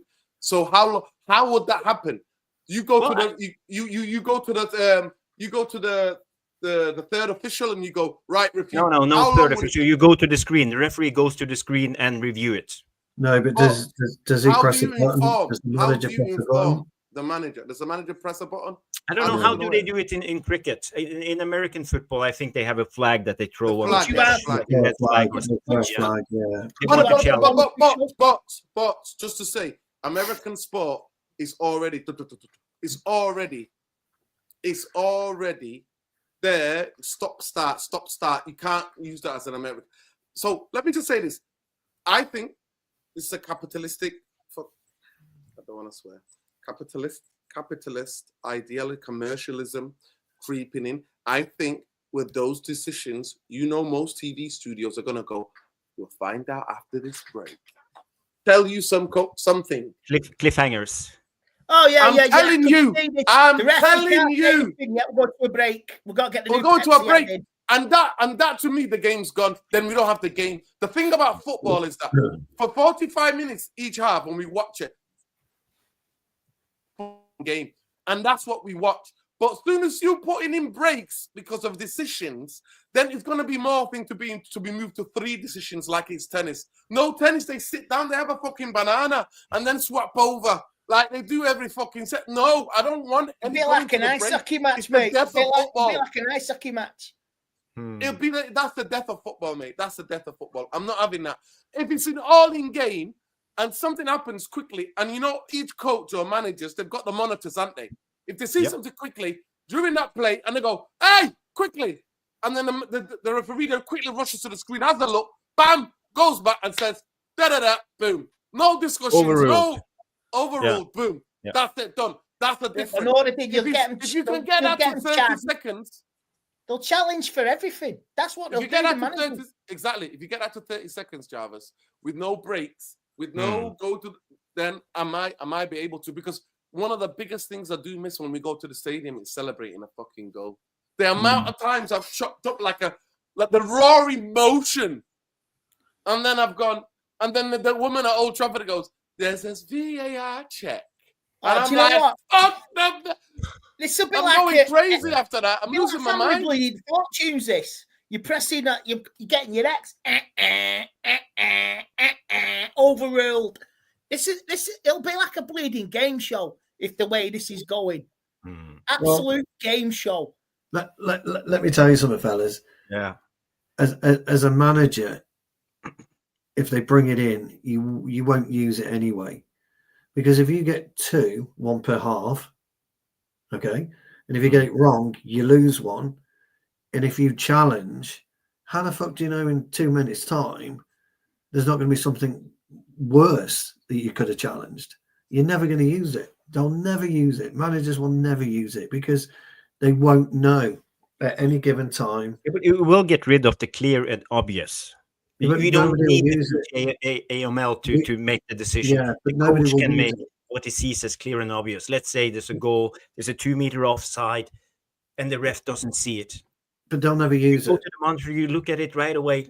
Yeah. This is where we need that technology because what happens in 5 minutes' time then, when there's, I mean, there was a match, I think Greece played England 2 weeks ago. Greece had 4 goals or 3 goals disallowed. 3 goals. Okay. Now within that period, okay, you get 1 challenge. 1 challenge. What are you going to do with the others? You know, there will never be a time in the game where you'll be able to absolutely pinpoint, I've got to challenge it. I can't challenge it because I might need it in the 90th minute. Like West Ham, you'll never do it. As a coach, as a manager, you'll just never do it. It's a flawed system. Yeah, you're not going to. Oh, you might lobby, Stu. You might lobby for 3. You might lobby, 4. 3 in each half, please. Exactly. Yeah, because you just won't risk it. And the West Ham game for us, as Andy said when he opened up his segment about this, the West Ham game, we know it was wrong. Howard Webb's come out and said it was wrong. So you're not going to use it until the 94th minute. I promise you now, Jarvis, you won't risk it. Well, it depends on the result of the game. Let's say if you're 1-0 down, 20 minutes left of the game and the opposition score and obviously blatant offside goal, you bound to use it because you don't want to. You want the game to be dead. Again, if that gets overruled for whatever reason, I come back to my original thing. 94 minutes in, scramble, penalty. You got no challenge. And you really aren't going to use it. I know it sounds daft. I do. I know it sounds absolutely daft, but when as a manager, Andy, you're standing on the sideline, right? Even if you're 2-0 up or whatever, and you see something and you haven't used it because you've run jeopardy, and then all of a sudden with 5 minutes to go, they get a goal. They get a goal, and then you haven't used it. You've got 2 challenges. What if you've used them in the first half? We're cruising at 2-0. 5 minutes to go. You got fuck all left. What are you going to do? The jeopardy side of it, Jarvis, it's impossible. Like I say, this is it's Americanizing English football and the Premier League, and it's weaponizing it. It's not right because we stop, start. 90-minute game. 90-minute game. Weaponizing the game. Because I think Noah's right. If this comes in, you're going to say, well, hold on, that's no good for us. And we can cite West Ham, can't we? Where we know it was wrong. So Noah's right. I need 4 challenges per half. I need 5. And how are you going to do it? Yeah, I would imagine. How does this work in cricket? Do any of you guys follow cricket? Imagine it'd be a button or something that goes into the ref's ear. But then he's got to stop the play immediately, I'm guessing, because he can't go back to it. So he stops the play immediately, comes over. Has he got 15 seconds, 30 seconds, a minute, 2 minutes? What if he can't decide? What if the guys at the FVS can't do that? I get it, but I think Andy's right. I think we're weaponizing. But do you think VAR is better then? Because this is an option for VAR. You know, you're picking of 2 evils. Do you know what? What are you going to choose? I'm not telling you now. These 2 are match game fans. My son's a match game fan. I've been a match game fan. I just like the jeopardy. I like the jeopardy without VAR. You go home, say you rule the chances like in the old days. Drogba, he was so offside. He was in my side when he scored the goal for Chelsea and he won the league at Old Trafford. Yeah. That's what you talk about. And like you say, luck goes against you. 12 months later, we beat Chelsea 2-1 at Old Trafford. We win the league. Yeah. Do So, you think I've still got? Do you think I've got over Porto? Paul Scholes, this winner. Oh, Do you no. think I've got over that? Yeah. Do you think I've got over that? I'll never get over it. I'll take her to the grave with me. I'll take her to the possible goal. Can you imagine 1999 when Sheringham, gets the flick on? And there's a I little didn't celebrate, bit Stu. I didn't celebrate because he looked at the linesman. I was looking You at the did? linesman. I didn't celebrate. Yeah. Ole Gunnar Solskjaer, I ran 3 streets that way, 3 streets this way, 4 streets this way, and everybody was coming out of the house. Just imagine if VAR rules that out because he's seen an elbow or he's seen something. VAR rules that out. Rob's Manchester United fans are the greatest night in modern history. Stu, I swear to God, he's physically affecting me. Please don't say that. No, I know, right? Physically Exactly. That's affecting me. right. So And my stomach just sank that other thought of rewriting that history. It was the greatest night of ever in my life. No other night will ever top that. No night will ever top that. No night in my football career 2008 comes close. 2008 comes close. It was that. Listen, it was something about those 12 days. Those 12 days. It was, 12 and days. that Champions League season, the superstition was out of this scale. I had to sit next to my best friend. He had to sit second. I had to sit. We had to sit on the floor wherever we watched it. Even at the fucking pub, we had to sit on the fucking floor so that we could look at the screen. He had to sit next to me. If I needed a pee, I'm not going till it's halftime. It was that level of psychopathicness. We had to be there to hear the Champions League music. It was like that. And those 12 days, Andy Cole's lob. Oh, I know. Cole is lob. Goal against, was it Paul Scholes? Was it Paul Scholes' goal at Wembley against Jordan? David Beckham's equaliser. Is that, like all the different things. It was a foul. Giggs' goal. Giggs' goal, her chest, that carpet, him jumping. But guys, he actually got injured. You know, he got injured. You know, jumping around the way he was jumping. Yeah. But guys, you do realize if VAR existed in 1999, the momentum of the game after we scored the Sheringham goal would have gone out of the game because it would have taken VAR 2-3 minutes to look at the goal 5 times. The referee would have stood there. They would have calmed down, and the adrenaline would have gone out of their bodies. So with VAR, it would most likely not happen, the second goal, because of that. And when it comes to VAR, one of the greatest goals in all time, the Maradona goal in 1986 Mexico, there was a free kick right before Maradona received the ball in the halfway, and we don't win the World Cup. So we could have been robbed for those moments because of VAR. So for me, I agree with you guys. I want to scrap VAR completely. I see this. It's sales that will count. It's sales in games that will live on forever with other fans. We can talk about. And that's all you want. Yeah, the Drogba offside. Oh, that saying goes in a Drogba offside. He was in my side. That's what the saying was. He was that offside. He was in fucking. That's what I say. That's how mad. Probably near Saeed's house. He probably turned up there. Exactly. That's how mad he was. Yeah, that's how he was in my fucking neighborhood, mate. He was in your front room. Guys and girls, it's Q&A time. So get your questions in for Stu. We got any questions? I can't see it. We don't have any questions yet, but people, get your questions in for Andy, Noradin, and Stu. We've got 12 minutes. The last thing I would say on it, it will bring what Andy said and what you said. Is that changing the fabric of European football to more Americanized to bring about advertisement so they can sell things. And that to me, that's the day. This is the penalty. Find out in 15 seconds while we advertise Pepsi Max. I'm not gonna lie to you guys. Oh, Pepsi. That's what exactly. And halftime shows and all that business, yeah. Putting on fucking Usher or somebody on or whatever it is, Lady Gaga, halftime. It's one of those There's things. There's no party like a Diddy party. Could you imagine? Watch the trial. No, we don't want to go to those parties, mate. But anyway. No. I'm just saying they'll be advertising the trial if that comes in. There you go. On ABC, watch the trial. Yeah. Can you imagine that Wembley and the FA Cup final or like the Champions League final? half-time entertainment, like half an hour.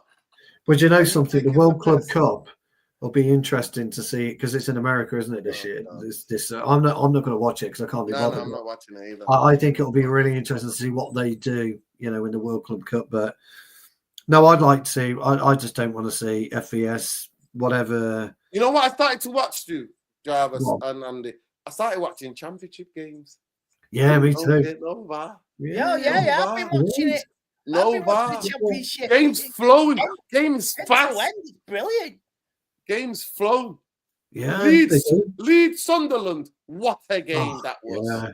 Yeah. What a game that was. The Leeds goalkeeper, had one of the biggest calamities you'll ever see anytime, any goalkeeper anywhere. And I absolutely loved it.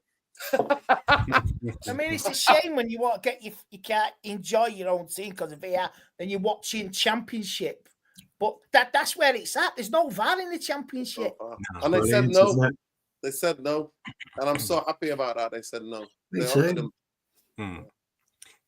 We have 10 minutes left of the show because Stu needs to. I do apologise. Yes, tonight. Yes. So let's just play the Q&A jingle and get going with the Q&A. You don't have to answer that question. I'll answer the question.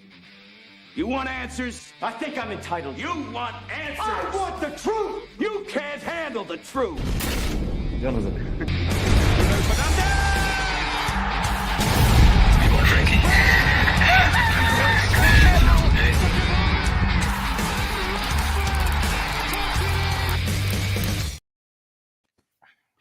Well, welcome. There's hardly any questions, guys. This will be a very, very short Q&A.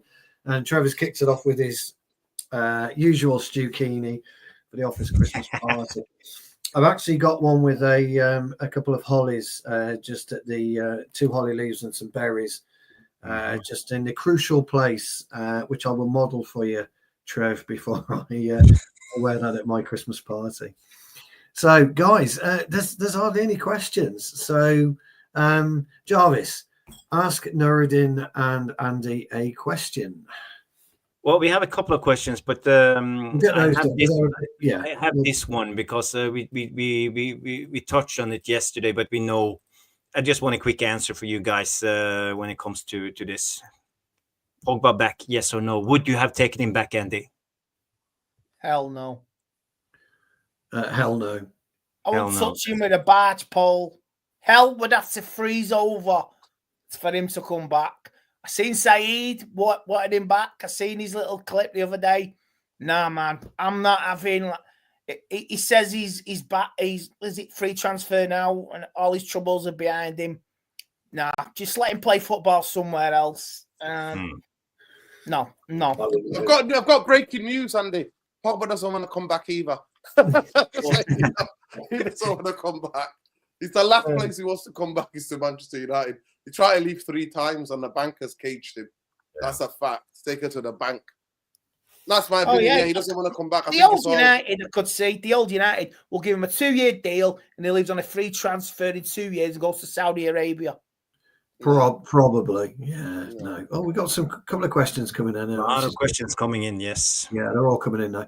So, Richie, Club Sport, would like to know, looking at reports, MUFC won't be spending much, relying on Amorin to get more out of the squad. Do you think he can achieve that? Andy, what do you think? I think he'll assess what he's got between now and Christmas. Don't need X, Y, and Z player. And if he's desperate for say, to replace Luke Shaw, he'll get somebody in. Somebody will have to be sacrificed. If he determined, he'll get that player. I know Ineos have all the say, and he said, look, we're struggling here. We're getting through games, but I need somebody. I need cover till the end of the season. I say he'll get at least one transfer for himself. He'll get one in January, all depending on the circumstances. If he needs to replace Malacia or Luke Shaw, if they become injured again, he'll get somebody in. Because, like you say, the club will want to back him. And I say, well, if Ineos come out with, well, we can give you this, that, and he'll look at him and go, yeah, okay, I'll take that. It's not the best, but it'll do till the end of the season. And we'll see where we go from there. Interesting. Richie, I hope that's answered your question. Well answered there, to be fair, Mr. Tate. Nuruddin, I got a beaut for you from Steph. Stephanie, great to have you again. How many goals and points will United finish with? A really good question. Difficult one, Nuruddin. How many Premier League goals and points United will finish with? So, what are we on now? I think we're on 11 or something like that. Where are we? 15. We're on 15. We're on 15 points with 0 goal difference or 1 or something like that. It's 1 now, isn't it? Oh, it's level. It's level. Level. 0. It's level. Well, okay. To put things in context, last season we were on 60 points, 57 goals scored last season. Yes. Minus some whatever goal difference. Minus 1. Minus 1, yes. Yeah.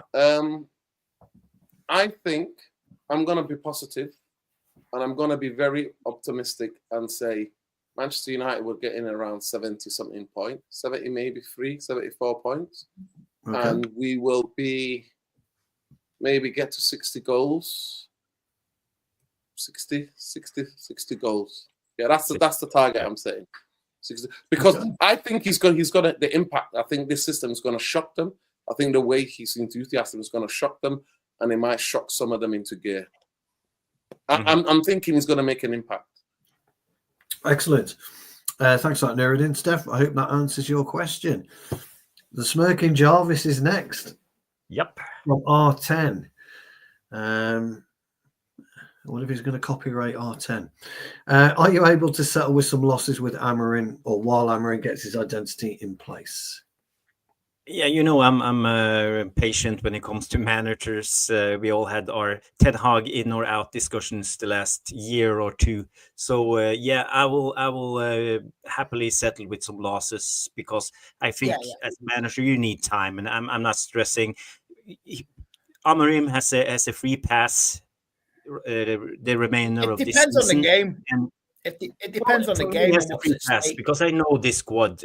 If it doesn't succeed, I don't think it's on Amorim. I think it's on the players. Oh yeah. If this team goes walkies in December at the Manchester Derby, and just like I'm not up for this, you know what? It's not on you, boss. It's you have the power now to rip this team apart. So I can accept a couple of losses this season. What I don't want is losing.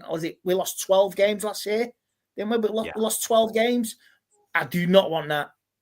If we can get so under 14, Jesus Christ. If we could keep it under 10 losses this season, I can have that acceptable. But it's the match. It's depending.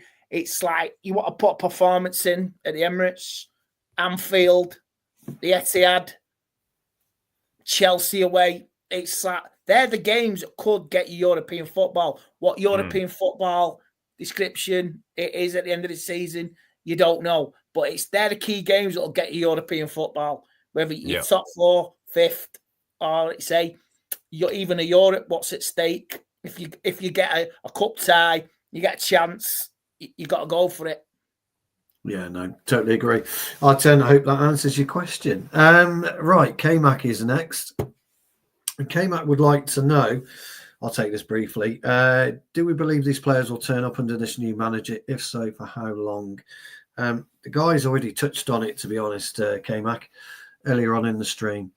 And it is a must, because if these players don't turn up, or can't be bothered to turn up, or can't be bothered after 4 or 5 games, then they're not going to be there or playing in the first team. I think this manager will make that very, very clear to these guys. He has to make it clear to these guys. The days of player power at Manchester United has got to come to an end forthwith. Yes. So I think he's even said he'll back him. He'll back and defend them publicly. But behind the scenes, no, I ain't backing you. I'll back you from criticism on the pitch, but privately, no, you're not putting in the effort. You deserve to be dropped. And I'm going to refer you to the boys upstairs and inquire about a replacement. Yeah, I think that's what it will do. K-Mac, I know it's a short and sweet answer, but I think that we've probably covered that now. Nuruddin Nathay Zimba says, do you guys, the fan base, turn on Amorin, sorry, if results are bad or if he instills a style of play? I think what he's saying is if results don't come with his style of play, are we likely to turn on him like we did with Ten Hag as a fan base? No. Well, I don't think maybe after 2 years, I can see people turning. But if to me, he has to show us. We have to see improvement. He actually answered it with his interview the other night, and I thought it was one of the best interviews for any United coach. It was very natural. We have to see something before the end, between now and the end of the season. Facts. You have to, and he said that. He said you will see something, and that something will buy me more time. He answered it himself. Came from the horse's mouth. He said, you need to show something to get more time, and you need to get the results. Yeah, and by the way, he mentioned he was called a poet by Ronaldo. Yeah, Ronaldo. He was. No, I did. Will you take any trophy this season as well? If we can do it. Any bonus. But that's not the most important thing. I know, mate. I know. But even the League Cup, would you take that? Yeah. Listen, I'll take anything if I see a system and players thriving in the system, because that's more important to me than trophy. Because that, Andy, the system can get me to challenge for the titles that I need to challenge. That's the Champions League. If that system delivers a trophy. On the way. I don't mind. I don't mind. And that'd be like 2005, Fergie. We won that League Cup, but what came afterwards was here. We won a League Cup and we won a Europa League, and what fucking came? 20 points behind the fucking champions. Yeah, I know. Yeah, amazing. Trev, the guys have kind of just answered this one for you, pal. But you've got another question, so we'll move to that shortly. So thanks for that, Trev. I think this is a brilliant question, so I'm going to give it to Jarvis. I really do think this is a brilliant question. Our very own Stephanie Griffith says, who will be our best wing backs and why? Now, we have covered this, Stephanie, earlier on in the stream. But I'll be interested to see what Jarvis says on that, because I couldn't give you a full, proper answer. Well, the thing is, we don't know who our wingbacks is in this Amorim system. It could be Ahmad, it could be Garnacho, it could be Dallo, it could be Masraoui. I don't know if we would go defensively with fullbacks or wingers. So that's the main issue. But as I see it at the moment, it's Masraoui without a doubt. He's one of the players of the season, and I think he's very positionally strong. He's very clever in the way he plays. He plays with his brain, and he has the abilities to back it up. So for me, I think our best wingback will be Masraoui. Yeah, that's kind of what I came down on. It's a really good question, Stephanie. Sorry we couldn't answer it to its fullest. Nuruddin, I'm going to give Trev's question to you. And then I've got another one for you, Andy, straight after. Nuruddin, Trev wants to know, will Amorin implement his tactics in the first game, or will he ease it in gradually? Again, I like that question. I think he said it. He said you will see some. You can't see the picture, but you're going to see some things from the game one. He said that. He promised. He said he did. From game one, you'll see something. But obviously, he needs time to get the full game plan, game model to function. But the first, you'll see something, he said. The way we press, the way we are after the ball, the way we are off the ball. He mentioned that before. Yeah, I for one, I'm looking forward to Sunday. I have to say, thanks for that, Nuruddin. Trev, I hope that answers your question. I know you're back in with another one, so we'll get to you shortly on that one as well. Neil Driscoll, good to see you, Neil. Always good to see you in the chat, pal. Andy, Amorin, what United have to identify. So I think what he's saying is, in terms of style of play, how we identify as a new team, how long do you think it will take? I want to see it before the end of the season. I really want to do it. I really want to do it. Could we see it within the first 6 weeks? I don't know. Ten Hag, when he started, he knew what he saw the flaws, and he had to adapt very quickly. And that's why we went on that run. If you remember, lost the first 2, won the next 4. We were doing well. We were digging deep and grinding out results. I don't want it to go that way with Ruben. I don't want him to start grinding out results. I'm patient. I'm patient now. Been through a lot. I've seen it. I've done it. Bought a t-shirt. I want to see it by the end of the season. And I like to say, if it's not there by the end of the season, then like I say, with a set of players, and if he has to work and he can't get anything, he'll have to be here by the end of 2025. Well, start of next season, it will. He'll have to be implemented into pre-season. He will. Because if these players could not get it with Radnick after 20 minutes, you know what I mean? These players are going to get screwed. If they can't get it within 20 minutes, I'm knackered. I can't run with the Gagan, whatever it was, Gandam style running pressing. Gandam style, you know what I mean? I want these players to like, shit, I've got to do this. And that's what, like I say, I'm sure most of them, 95% of them will want to do it. No, I totally agree. Nuruddin, Jarvis, you got anything to add? Or? No, I totally agree. I think Andy is on the point. We need to see it at the end of the season. Yeah. Yeah, that's what at the end of the season. Yeah, 6 months. I always said 6 months, and I said it about. You could see it in the Premier League. You might see different in the cups in Europe. If you want to grind out a result, you want to get your progress in the cups. If you want to change it and grind out what Ten Hag did, fine. But I want to see it in the league. I think one thing he's going to do is going to make us harder to beat. Yeah, I'd agree with straight that. away. Yeah. So no more basketball vacation. It's gone. The basketball vacation is gone. Top 5 and a trophy. If you tell me top 5 and a trophy, I'll snap your hand off right now. Top 6 and a trophy, yeah. Yeah, I think everybody would. Yeah, no, I'd agree. Neil, hope that's answered your question. Trev is back in, I think, with a really good question. So I'm going to hand this to Jarvis as well. Which players do you feel will thrive under his style, and which players will be surplus to requirements? Yeah, I think I will make a quick answer. I think Martinez will thrive. Martinez, because of his passing abilities, his ability to break the lines, and we know that the wide centre backs are the deep playmakers in Amorim's system, and I think he actually can do it quite well. So I think we will see a better side of Martinez in this system, and the player who will struggle, I'm afraid it's going to be Garnacho, one of our youngest 19-year-old talent with 100 league games for us so far. I think he will really struggle to find a place in this system, unfortunately for him. Thank you for answering that, Jarvis. Yeah, I can't see Garnacho getting sold. No chance. No, not getting sold. He wants to go to Madrid anyway. He wants to go to Madrid anyway. Hell of a call, that, Mr. Ruben. If you pull that in the summer, no, don't need him. Yeah. I think that I've only got one thing to add to Jarvis' thing. I think Martinez on the ball, but off the ball in a wide area, he can be exposed. I really think that the way that teams attack, the teams that did well against Amorin's system, they look to isolate the centre half in the wide areas and using the lack of cover from the wing backs.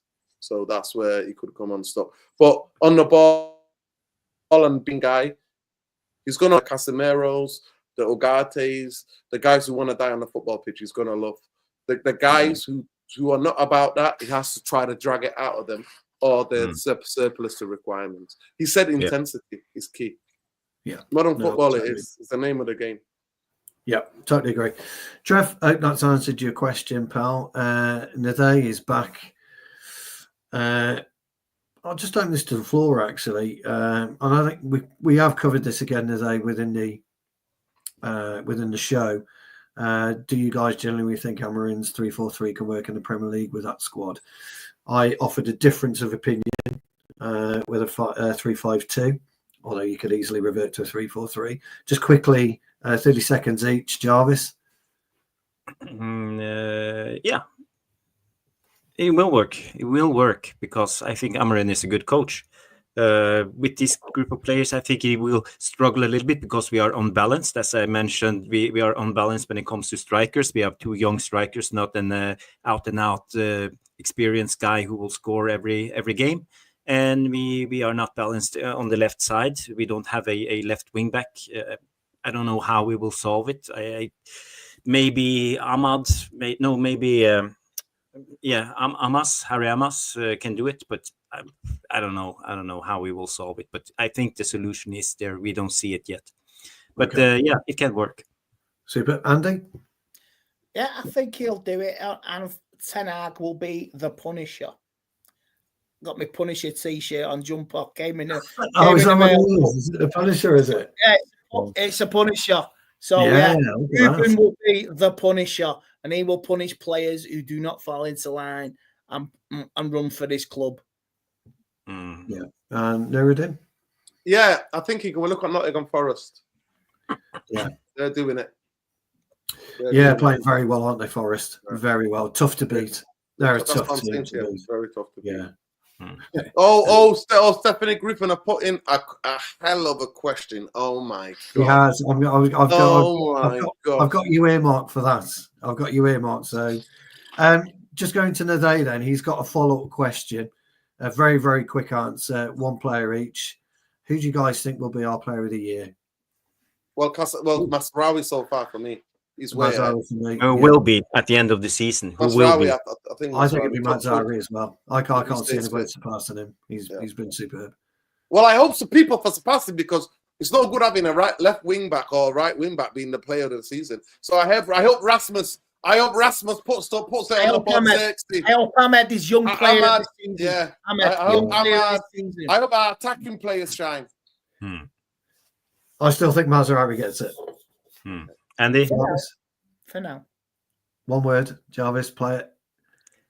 For me, I think it will be Ugarte. I think he will show us something under Amorim. And what we have seen so far, especially on the Ruud, I think he has thrived. And coming into this Amorim system, he knows how to play it. And I think he will become a fan favorite because of his tenacity and aggression and, constantly working hard. So I think he will be the player of the season for me. Okay. Kind of excited. You know what toys you're going to get for Christmas when you're a kid. You're excited for Sunday. So I want this and that. I want that. I want this. I want that on the shelf.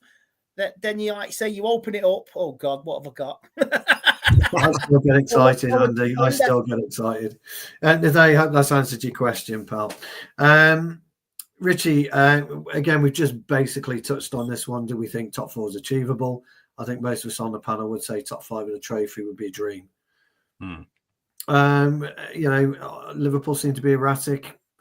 I think they're my pick for the title in a minute. Liverpool. Not the blip yet. They're just living the dream.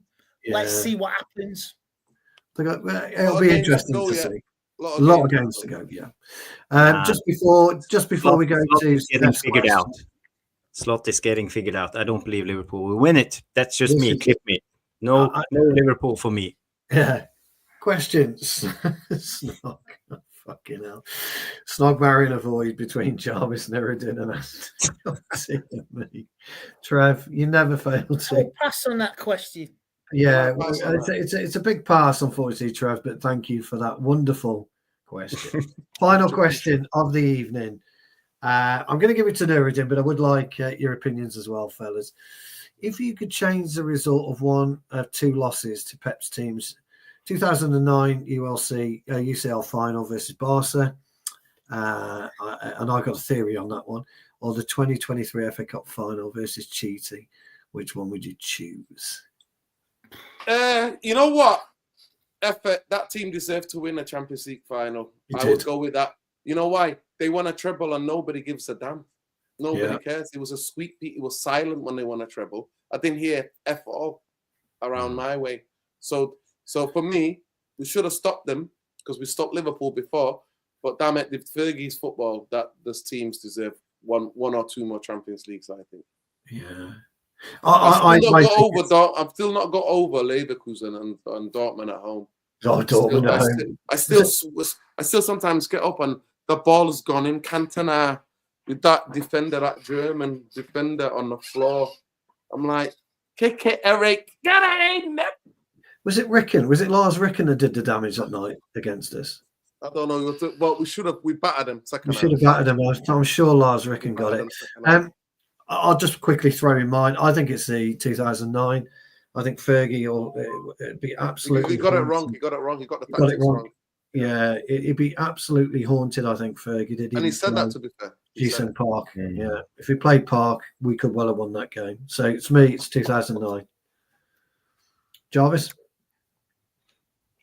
Well, the thing with 2009, I think Barcelona was the better team at the time, and That was you know, 11. they won it No. because No, you're talking about 11. When they were the best peak team. That They were was the best 11 team at by Wembley. miles in 11, yeah. 11, nobody's beating them. no. Oh, yeah, 2009, we exactly. should have beaten them. 2011, nobody's beating them. Nobody's beaten Barca in 2011. Yeah. No. 2009, we should have beaten them. We should have beaten them. I get them mixed up. Sorry. They had But, Yaya yeah. Toure and a young, bloody, what's his name? Who used to play for us? The Barcelona lad.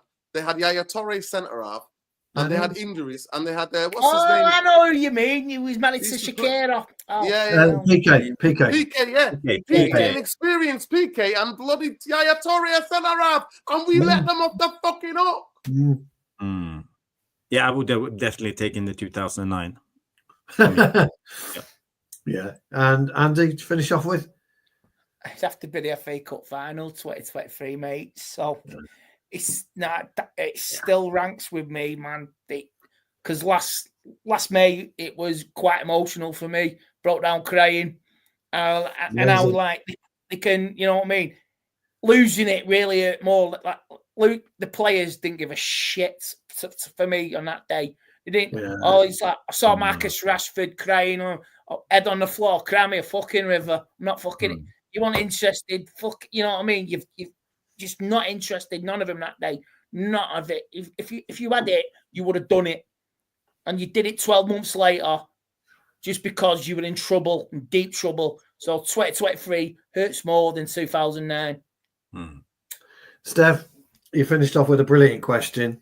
Great debate. That's the Q&A done. Just to thank everybody who's tuned in. Thank you all for your questions. All brilliant questions as always. But when you've got a great panel of people like Nuruddin, Andy, and Jarvis to answer them, then the questions are always going to be superb. So thank you very much, guys. It's way over 400 you watched for a good 20-30% of the final part of the show. Please like and subscribe. It really does help the channel. If you like what we're doing, over 400 you watch, if you like what you're listening to, then please like, subscribe, get notified. Come and join us. Come and get in the chat. How many's watching on Twitter, Jarvis?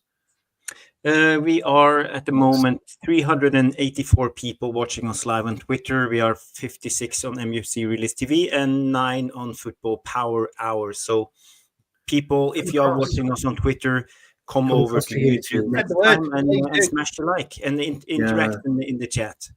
And then, you guys, when you come over, if you've got any topics, subjects you want us to discuss, anyone who wants to get us on the show, just let us know, because, we're always want to listen.